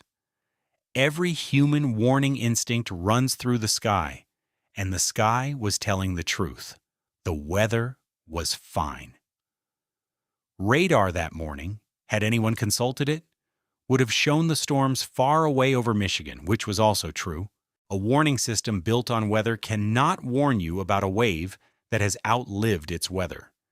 Even today, with the mechanism understood, forecasters can flag conditions favorable for meteotsunamis, but the wave itself crosses the lake in about 2 hours, reflects unpredictably, and strikes shorelines where, by definition, the weather has already improved and people have come back outside. The fishermen of Montrose were not reckless. They were standing on solid public concrete in decent weather in the middle of a city, doing what their fathers had done, and the lake reached up and took 8 of them anyway. 8 men on a pier, though, is the lake working at retail. Everything it did that morning, it did to people standing at its edge in its top few feet of water. The question that has been waiting since the schooner captains and their November window is what this lake does at wholesale to the biggest things humans ever put on it.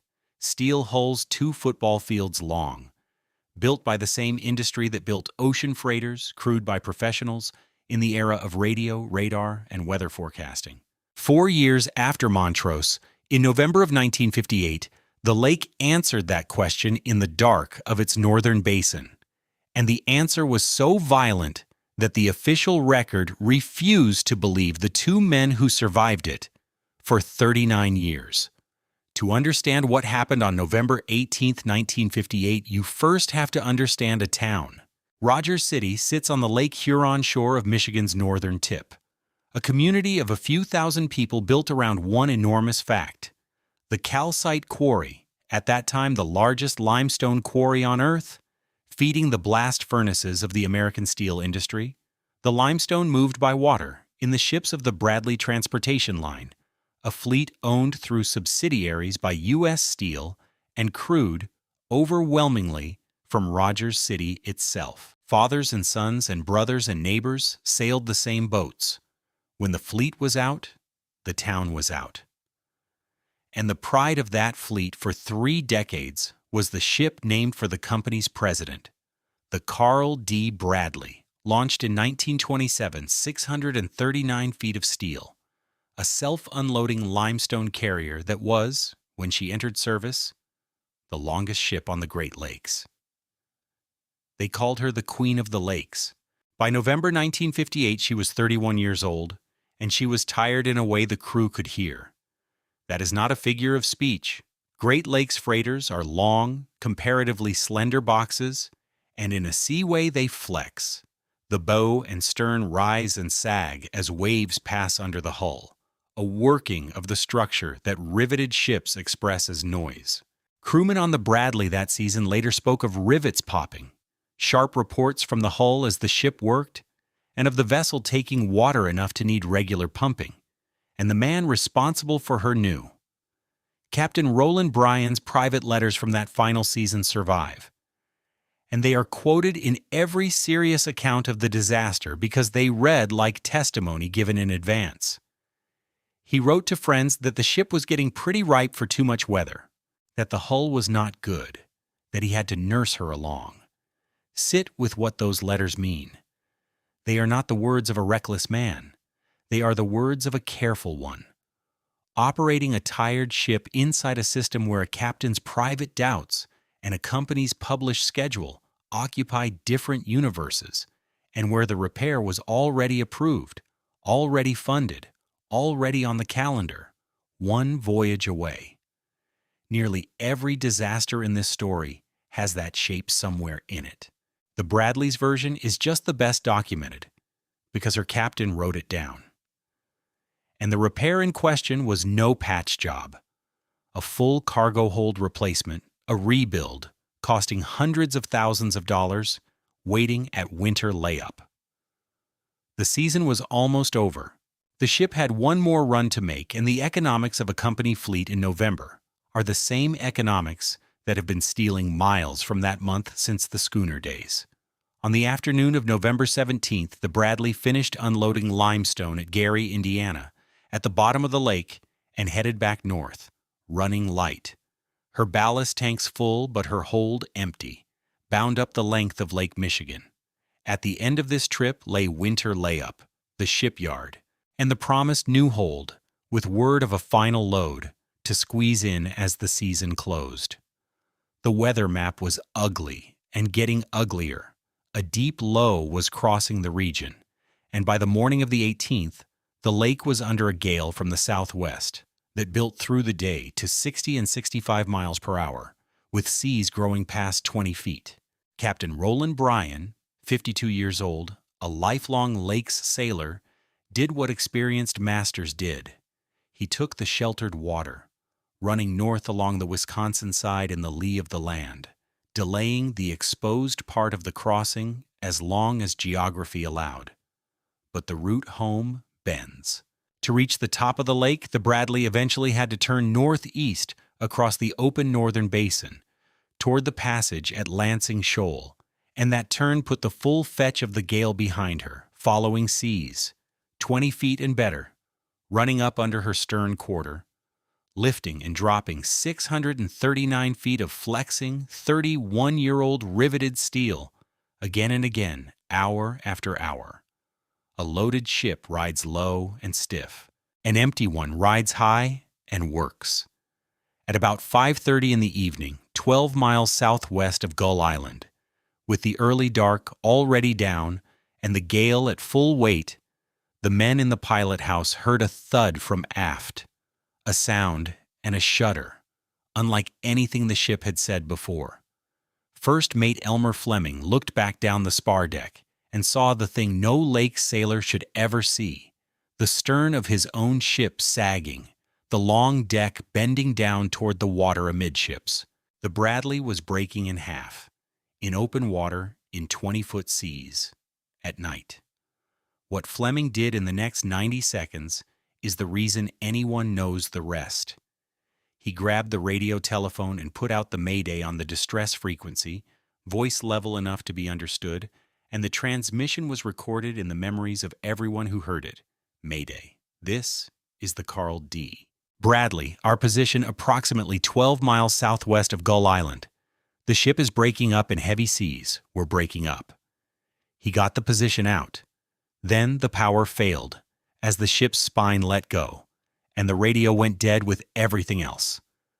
Across the northern lake, the mayday landed in radio rooms and living rooms at once, because in Rogers City, fleet families kept marine radios in their homes, tuned to the frequencies the boats used.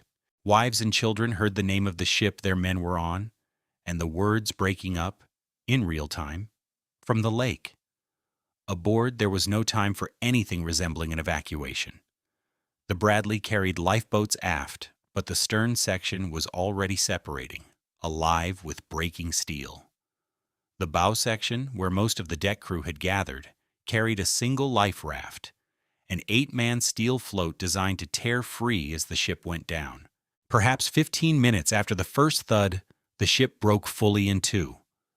Witnesses miles away saw a flash and flame as the sections parted, the sound and light of the plunging stern, boilers meeting cold water. The bow rolled and went down. The raft washed free into the dark, and the entire crew of 35 went into Lake Michigan in November, in water around 40 degrees, in seas of 20 feet, at night, 12 miles from the nearest land. 4 men reached the raft. Fleming, 43, the first mate who had sent the mayday, Frank Mays, a 26-year-old deck watchman, deckhand Gary Strzelecki, and a young deckhand named Dennis Meredith, who had gone into the water without time to dress for it. Understand what that raft was. Not a boat, not a shelter, a steel platform awash in the seas, to be gripped. Through the night, the gale flipped it over repeatedly, and every capsize was a lottery.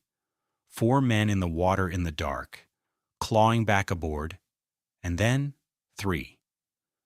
Meredith was lost in the early hours, the cold taking him first. Strzelecki held on through most of the night, and then, toward morning, with help within hope, he began to fail, slipped from the raft, and was gone. The record of that night is the memory of the 2 men who lived it, and they described it plainly, wave after wave, capsize after capsize, counting each other in the dark, and the lights of the search visible in the distance, unable to find them. Because the rescue was its own battle, and it deserves to be told as one. The mayday had been received. That was Fleming's gift to his crew, and it started everything moving. But look at what moving meant, at what a rescue actually is when the lake is the enemy. The nearest capable vessel was the German cargo ship Christian Sartori, a few miles off, whose captain saw the flash of the breakup and immediately turned toward it. And the turn tells you everything about the conditions. Driving into the gale, the Sartori needed roughly 2 hours to cover 4 miles. She arrived at a debris field swept by 20-foot seas in full darkness and found nothing alive, and kept searching anyway. The United States Coast Guard threw what it had.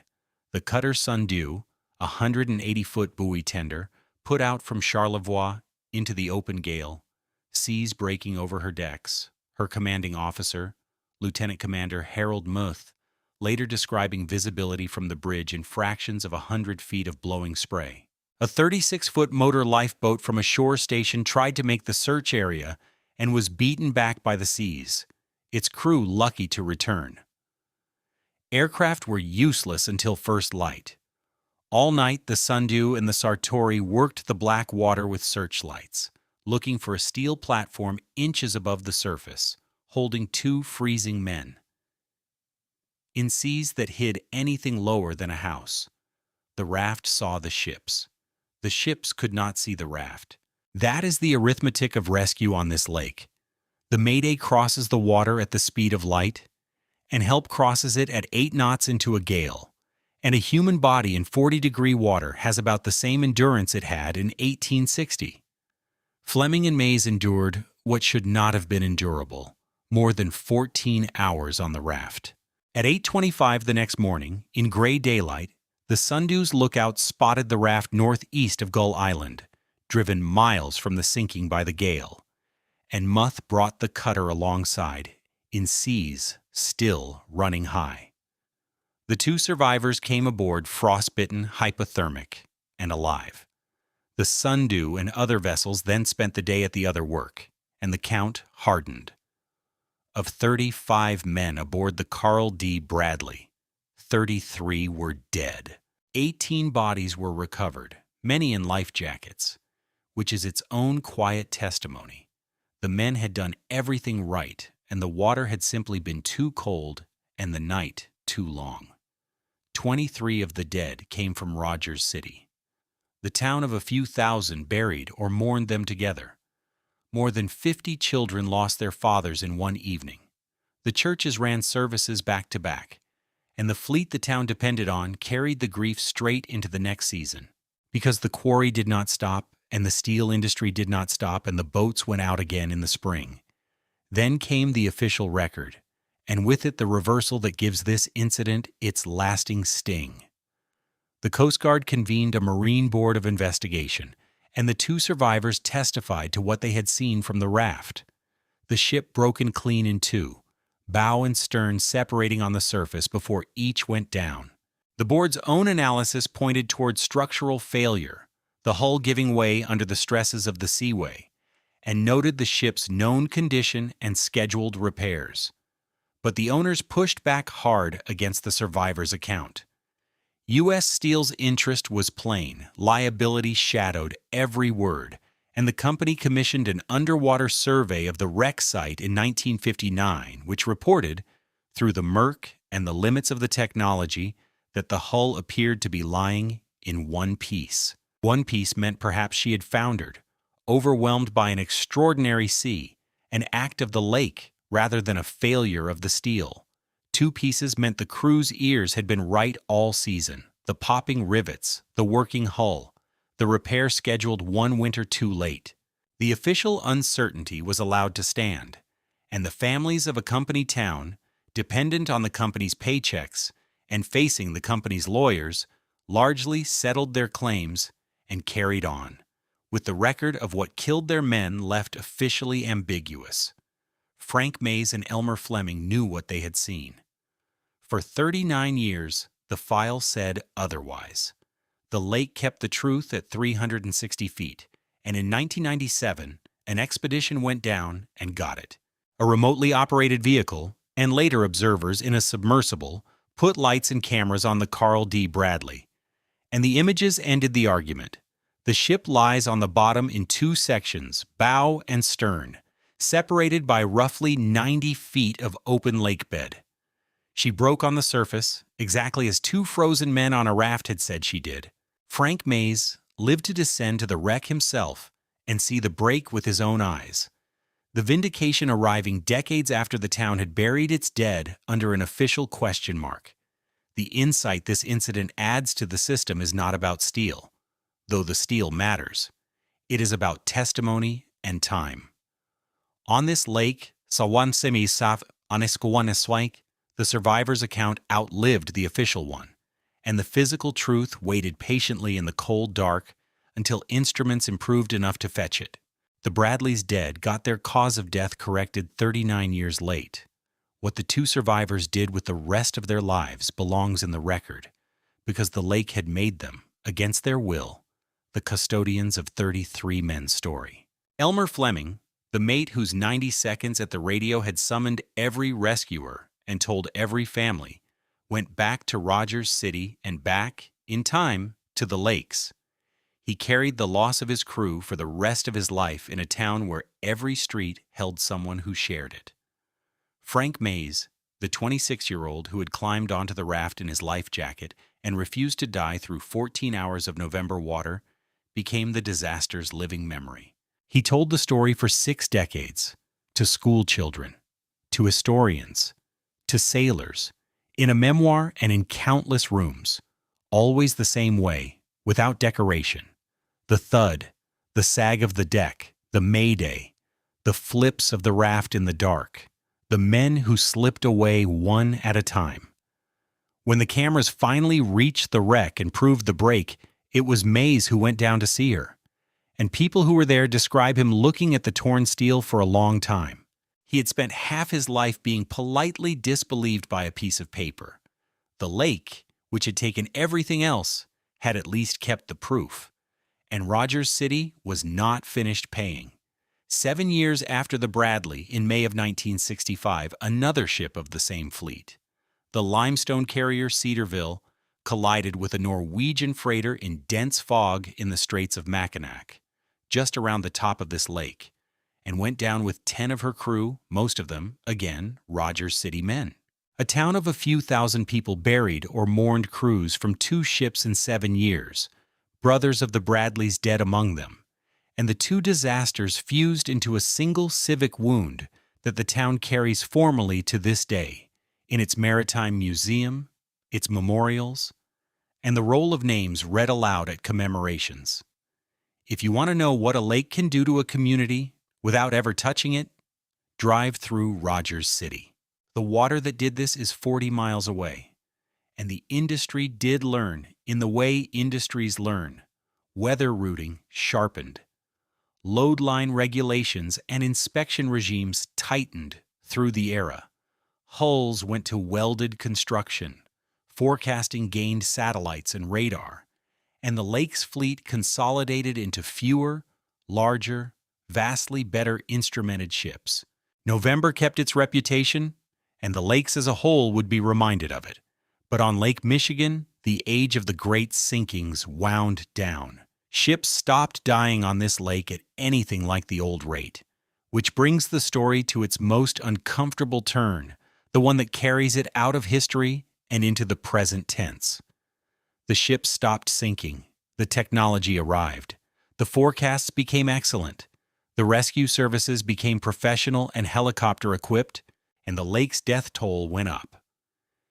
Here is the shape of the modern era, and it should not make sense until you remember everything the last 50 yards taught you. Commercial shipping losses on Lake Michigan have dwindled towards zero. A lake's freighter crew today is safer than at any point in history. And yet the drowning numbers of the 21st century are, year for year, the darkest in this entire story. Over 1,300 Great Lakes drownings since 2010, with Lake Michigan accounting for roughly half, reliably more than double any other Great Lake. The record year, 2020, tells the story in miniature. By September of that year, Lake Michigan alone had drowned 53 people, more than every other Great Lake combined in the same span, on pace with disasters we build memorials for. The Lady Elgin has a historical marker. The lake's ordinary summers do not, and an ordinary decade of them now buries more people than the lake's most famous shipwreck. The victims changed. That is the entire explanation, and it is the 5th great reversal of this story. The lake did not get more dangerous. The danger got a new population. The freighters carried professionals through the middle of the lake, and technology genuinely fixed most of the middle. Nobody fixed the edge, and the edge is where America went. Beach tourism, waterfront cities, Pier culture, cheap summer travel.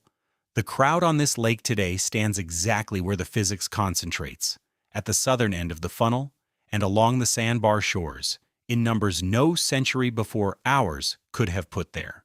About half of Lake Michigan's drownings happen at the southern end of the lake, the Chicago and Indiana and southwest Michigan shores, which is simultaneously where the fetch delivers its energy, where the sandbar machinery is best developed, and where the people are densest.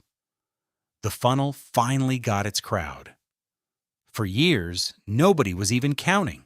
There was no federal tally of Great Lakes drownings, no agency that owned the problem. A drowned swimmer was a county coroner's statistic, invisible at the scale where patterns live. The count that exists, the one this documentary has been citing, comes from a nonprofit, the Great Lakes Surf Rescue Project, founded in 2010 by water safety professionals including Dave Benjamin and Bob Pratt, who started logging every reported drowning on all 5 lakes because no institution above them would. Their database is what turned anecdotes into the pattern you now know: the clustering at the southern basin, the dominance of Lake Michigan, the concentration around piers and sandbars and warm weekends. And Pratt, who spent a career teaching rescue, distills the pier deaths into one sentence that reframes the whole modern toll. Many of the victims never intended to be in the water at all. They were walking, fishing, taking photographs of waves, standing on public concrete the way the Montrose fishermen stood on it, and a wave put them in the lake, beside a structure whose current was waiting. Read the incident reports along the eastern shore, at Grand Haven, at St. Joseph, and the same short story repeats with different names. A warning day, big surf, someone on the pier, a wave across the deck, and a structural current doing what it has always done. Some towns now debate whether walking a pier in a gale should carry a fine, the way running a red light does, and the debate itself tells you the piers have become what the November Lake once was. A place people enter on the strength of the fact that it looks like solid ground. The rescue arithmetic changed less than you would hope. Offshore, the modern Coast Guard is superb, with helicopters and rescue swimmers and thermal cameras. The Sundew's 14-hour search would go very differently today. But drowning in the surf zone is not an offshore problem. And it does not run on Coast Guard time. It runs on lifeguard time. And most of Lake Michigan's shoreline has no lifeguards at all. You already know the arithmetic of the unguarded beach, the quiet 60 seconds at the surface, the 10-minute wall, the dive team that arrives to conduct a recovery. Most of this lake's 1,600 miles of shoreline runs exactly that system, which is to say no system. The institutions we built for this lake face the water in the wrong direction. The Coast Guard owns the deep water where nobody drowns. The cities own the sand. And the 50 yards in between, the sandbar, the trough, the pierhead current, belongs operationally to whoever happens to be standing nearby when it takes someone.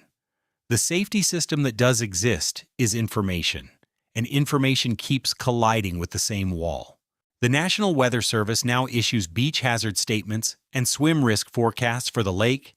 Flag systems fly on hundreds of beaches. GLSRP and Michigan Sea Grant push the flip-float-follow doctrine into schools along the shore. All of it is real progress, and all of it inherits the Meteo tsunami problem in a softer form. The warning describes conditions, and people read the water with their eyes instead. A red flag on a sunny 78-degree afternoon looks like bureaucracy.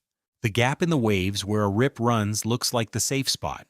The pier looks like a sidewalk. Yesterday's 70-degree water certifies today's, which an overnight northeast wind has replaced with 45-degree upwelling. Every mechanism in this lake's arsenal is specifically a mechanism that the human eye scores as safe, and a forecast, however accurate, has never once shortened the last 50 yards. And then there is the reversal that closes the circle on our own engineering, because we are still rebuilding the shoreline, and the shoreline is still answering. Along the Illinois shore at Illinois Beach State Park, the state in recent years placed a line of offshore breakwaters, rock structures built to blunt the waves, and stop the beach from washing away. Sound coastal engineering with a clear purpose. And the water safety community pushed back. The Great Lakes Surf Rescue Project publicly criticized the structures, warning that they create exactly the kind of currents and abrupt bathymetry that endanger swimmers. Protection for the sand purchased with new hazards in the water. Whoever is right about the balance, the underlying physics is not in dispute, and by now it should sound familiar. Every structure placed in this lake's surf zone rearranges the water around it, and rearranged moving water is a current somewhere it wasn't before. It is the pier problem, iterated. 160 years after we started armoring this shoreline, we are still discovering that the lake treats each of our structures as a new instruction and executes it literally, without any interest in what we meant. Nowhere is the modern bargain more visible than on the piers themselves, because the piers have acquired a second life their builders never imagined. They are now entertainment. On the eastern shore, at Grand Haven and Saints, Joseph and a dozen towns like them, a big autumn blow is an event. The waves come down 300 miles of fetch and detonate against the lighthouses in bursts of spray 60 feet high, and people drive in from 3 counties to watch and photograph and, reliably, to walk out. The catwalks and pierheads that exist, because 19th century keepers needed a way to reach the light without being washed away, are now the foreground of 1 million storm photographs, and every few seasons, the pattern completes itself somewhere along the shore.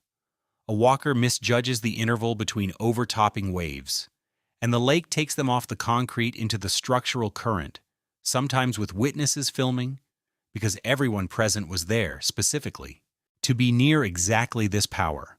Towns have wrestled with it in the open. Warning signs, barrier chains, seasonal closures, proposals to fine people who pass a red flag into the water, arguments in city councils about whether a public pier in a gale is a public right or an attractive nuisance. The debate never quite resolves, because it is the whole story of this lake in miniature. The hazard is genuinely beautiful. The exposure is voluntary. The physics is invisible until it is personal, and the concrete underfoot certifies a safety it cannot deliver. What the towns have managed in the meantime is the modest hardware of second chances. Life ring stations spaced along piers and beaches, rescue tubes on posts in the sand, throw ropes in bright boxes, equipment that exists so that the person who runs toward a drowning has something in their hands besides their own body. The gear gets used and it saves people, and the water safety veterans will tell you its quiet second function. It is there to keep the rescuer alive as much as the victim, because the lake's oldest modern habit is turning one drowning into 2. The record year deserves its autopsy because 2020 was not an act of the lake. It was a demonstration of everything this story has assembled, run simultaneously. The water was at record high levels that summer, the crest of a decade-long rise, which had physically narrowed the beaches. Waves that once spent themselves crossing 100 feet of sand now broke against dunes, walkways, and structures, and the usable shore compressed the crowds into the water's edge. The pandemic then removed the alternatives. Pools closed, camps closed, indoor everything closed, and an entire region's summer funneled to the one recreation left open, the lake. Chicago formally closed its beaches that year, which meant the beaches had no lifeguards. It did not mean the beaches had no swimmers. People climbed past the signs all summer and swam over the drop-offs of a shoreline running at record water levels, watched by nobody trained to watch. The warm weather ran long. The wind did what the wind does. And by the middle of September, Lake Michigan alone had drowned 53 people, more than every other Great Lake combined that year, a rate that put the friendly lake, the beach lake, briefly on pace with the tolls of its famous shipwrecks. No storm did that. No single day did that. The system did it. High water, compressed crowds, absent guards, extended season, and the permanent machinery of the last 50 yards, all pointing the same direction at once. If you ever need to explain this lake to someone in one sentence, 2020 is the sentence. Nothing unusual happened. Everywhere, all summer. Against all of this, the defense that actually exists is smaller than you would guess and more human. It is a non-profit spreadsheet and a curriculum. The Great Lakes Surf Rescue Project's count, the one this story has been leaning on, remains the closest thing to official statistics the lakes have, and its keepers will tell you plainly that it undercounts.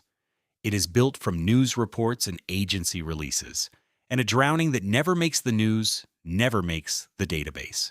On the education side, the project's instructors have carried water safety classes to schools along the shoreline, teaching tens of thousands of students the doctrine the lake's dead never got to learn: that the calm gap in the waves is the current, that the pier is the current's wall, that a drowning person cannot wave or call, that you flip onto your back and float and let the rip spend itself rather than fighting it, that you never ever swim to a victim without something that floats. Swim instructors measure their wins in silence, in the incidents that don't happen, which means the wins are invisible and the losses make the evening news, and the funding follows the visibility.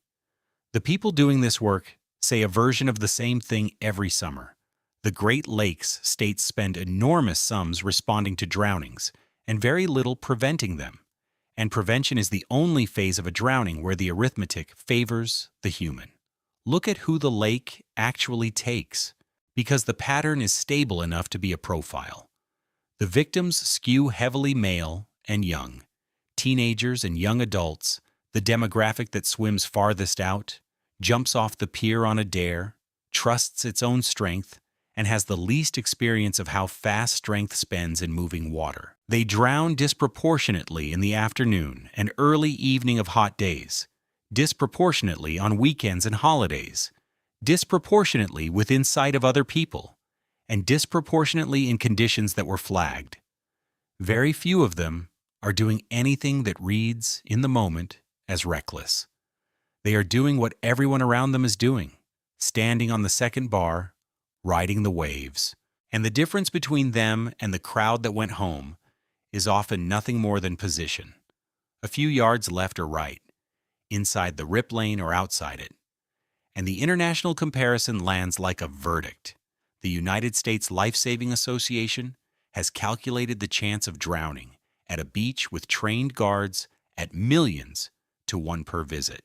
Drowning at a guarded beach is close to a statistical impossibility. Nearly all of Lake Michigan's dead die on unguarded sand, and the guarded fraction of this shoreline is a rounding error, which means the single most effective drowning technology ever demonstrated, a trained human standing on a tower actually watching, is the one this lake's coast has mostly declined to buy. The water safety community frames the whole problem as a chain of survival, prevention, recognition, flotation, response, and points out the uncomfortable truth that the chain's strongest links, the early ones, are also the cheapest. And the ones that get funded are the last ones, the divers and the helicopters, the links that mostly retrieve. The climate era adjusts the timing of all of it without repealing any of it.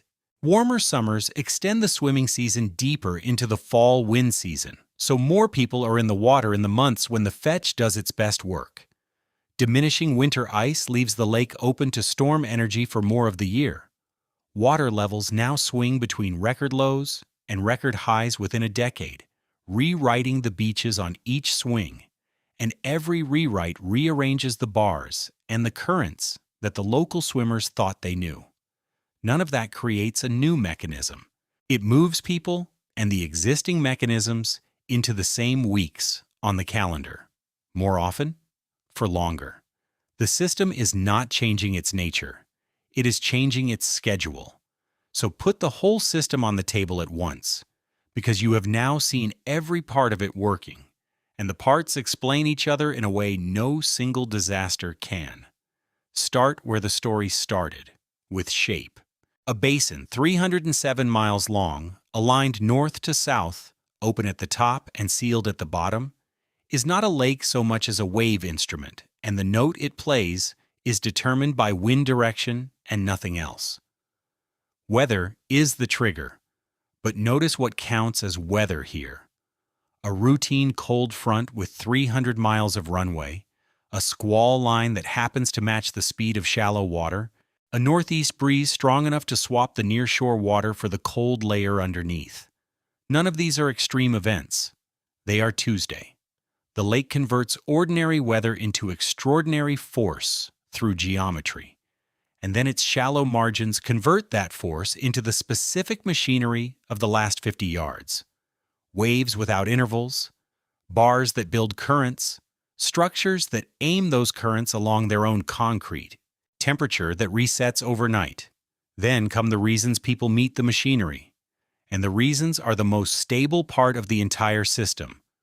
The Union Guards needed their rifles back and the tickets were $1. Goodrich sold departure times. The Chicora had flour contracts in January. The railroads had timetables, U.S. Steel had furnaces waiting on limestone, and the Bradley's new cargo hold was scheduled for the winter after the one she didn't reach. Northwest Orient flew the straight line because the straight line crossed the lake. And 9.5 million people live at the closed end of the funnel because the beaches are genuinely, unarguably, beautiful. Not one of these motives is foolish. That is the thing to hold on to. This story contains remarkably few fools. It contains ordinary judgment applied to a lake whose dangerous states look identical to its safe ones, and a century and a half of institutions learning, each time at full price, which differences matter. Technology's ledger, honestly totaled, reads like this. It won the middle of the lake. The forecasting that failed the Chicora by minutes and the Armistice Day fleet by hours now watches every front by satellite. The hulls that broke are welded now and inspected.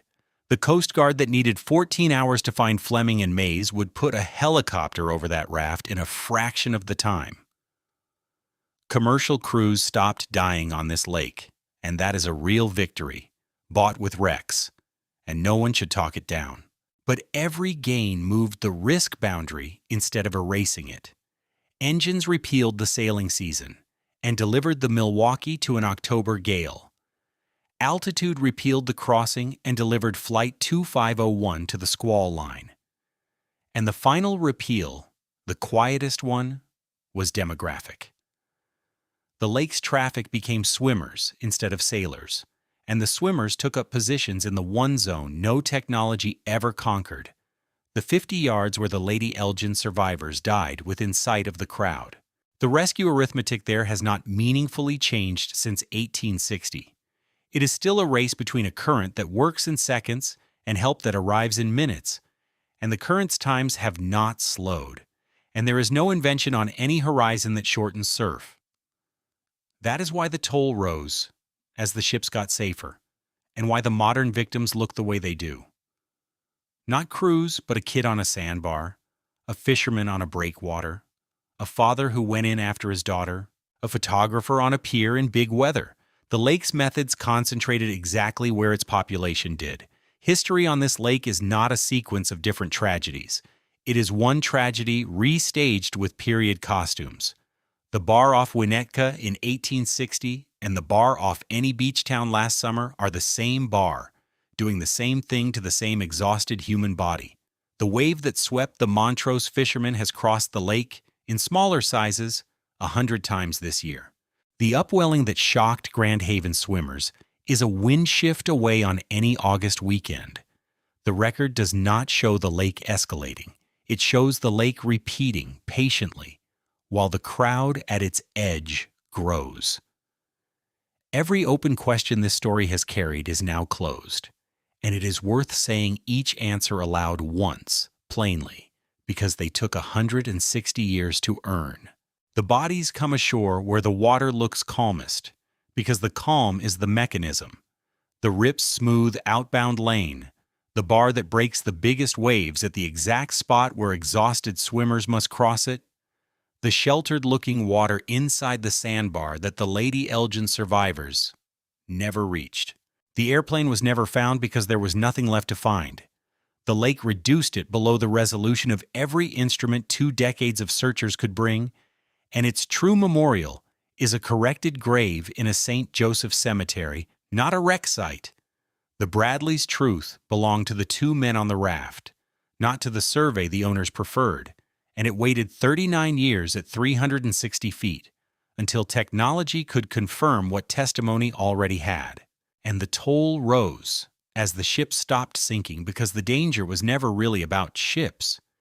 It was about the collision between this lake's edge and human beings. And the 20th century multiplied that collision 1,000-fold while calling it a day at the beach. It is fair to ask what it would actually take to make this lake safe, and the answer explains why nobody in a position of authority has ever seriously proposed it. The American shoreline of Lake Michigan runs on the order of 1,600 miles. Guarding it like a municipal pool would require a standing force larger than some state police agencies, deployed for a season that keeps lengthening, funded by hundreds of separate towns, counties, park systems, and states that share the water but not a budget. Rebuilding the piers to shed rather than channel currents would mean re-engineering the harbor infrastructure of an entire industrial region. And no engineering on any drawing board touches the underlying instrument: the fetch, the geometry, the 3-second interval, the cold reservoir under the summer lid. Those are properties of the basin itself, fixed when the ice sheets cut it. Every other hazard in American life on this scale, highways, fires, storms, has an agency, a budget line, and a national map. This one has a non-profit, a flag system, and a public that mostly does not know the machine exists. That asymmetry, not the water, is the most genuinely frightening fact this story has to offer. And unlike the water, it is the one thing on the list that could actually be changed. If there is an unfinished thread beyond that, it is institutional, and it should be named rather than dramatized. There is still no federal system that counts these deaths. A nonprofit does it. There is still no warning that can outrun a Meteo tsunami's 2-hour crossing, though the detection research is real and advancing. There is still no lifeguard on most of the shoreline, and no law of physics available to change what a structural current does at a pierhead, and no version of the forecast that shortens the last 50 yards. The honest state of the art is this: we now understand the machine almost completely, and understanding by itself has never once reached into the water and pulled anyone out. The distance between knowing and surviving is covered by unglamorous things: flags obeyed, children watched, flotation thrown, piers left alone on the loud days. And every one of those things is a human choice made at the exact moment the lake looks least like it needs one, which is why the honest ending of this story is not a storm. It is an afternoon, a bright one, in July, at the mouth of a river on the eastern shore. The parking lot is full, the sand is hot, the water past the second bar is that improbable Caribbean green. The postcards don't have to exaggerate, and the waves are 2 feet, maybe 3, arriving if you cared to time them, about every 4 seconds. The wind has been out of the north for a day, which means nothing to anyone here except that it feels good, though it would explain to anyone who asked why the water is so much colder than yesterday and why the current in the trough is running south hard enough to lean on. Nobody asks. On the empty lifeguard stand, a red flag stands straight out from its pole and snaps, over and over, a sound the beach has long since stopped hearing. Out on the pier, a family is walking toward the lighthouse, the kids running ahead along the concrete, close enough to the north edge that their parents call them back once, casually, and the lake takes the spray from a breaking wave and throws it across the deck 10 yards ahead of them, and everyone laughs, and they keep going, out toward the light, because the pier is solid, and the sky is perfect, and the water is where it has always been, half a step down and 3 seconds apart. The lake has never needed worse weather than this.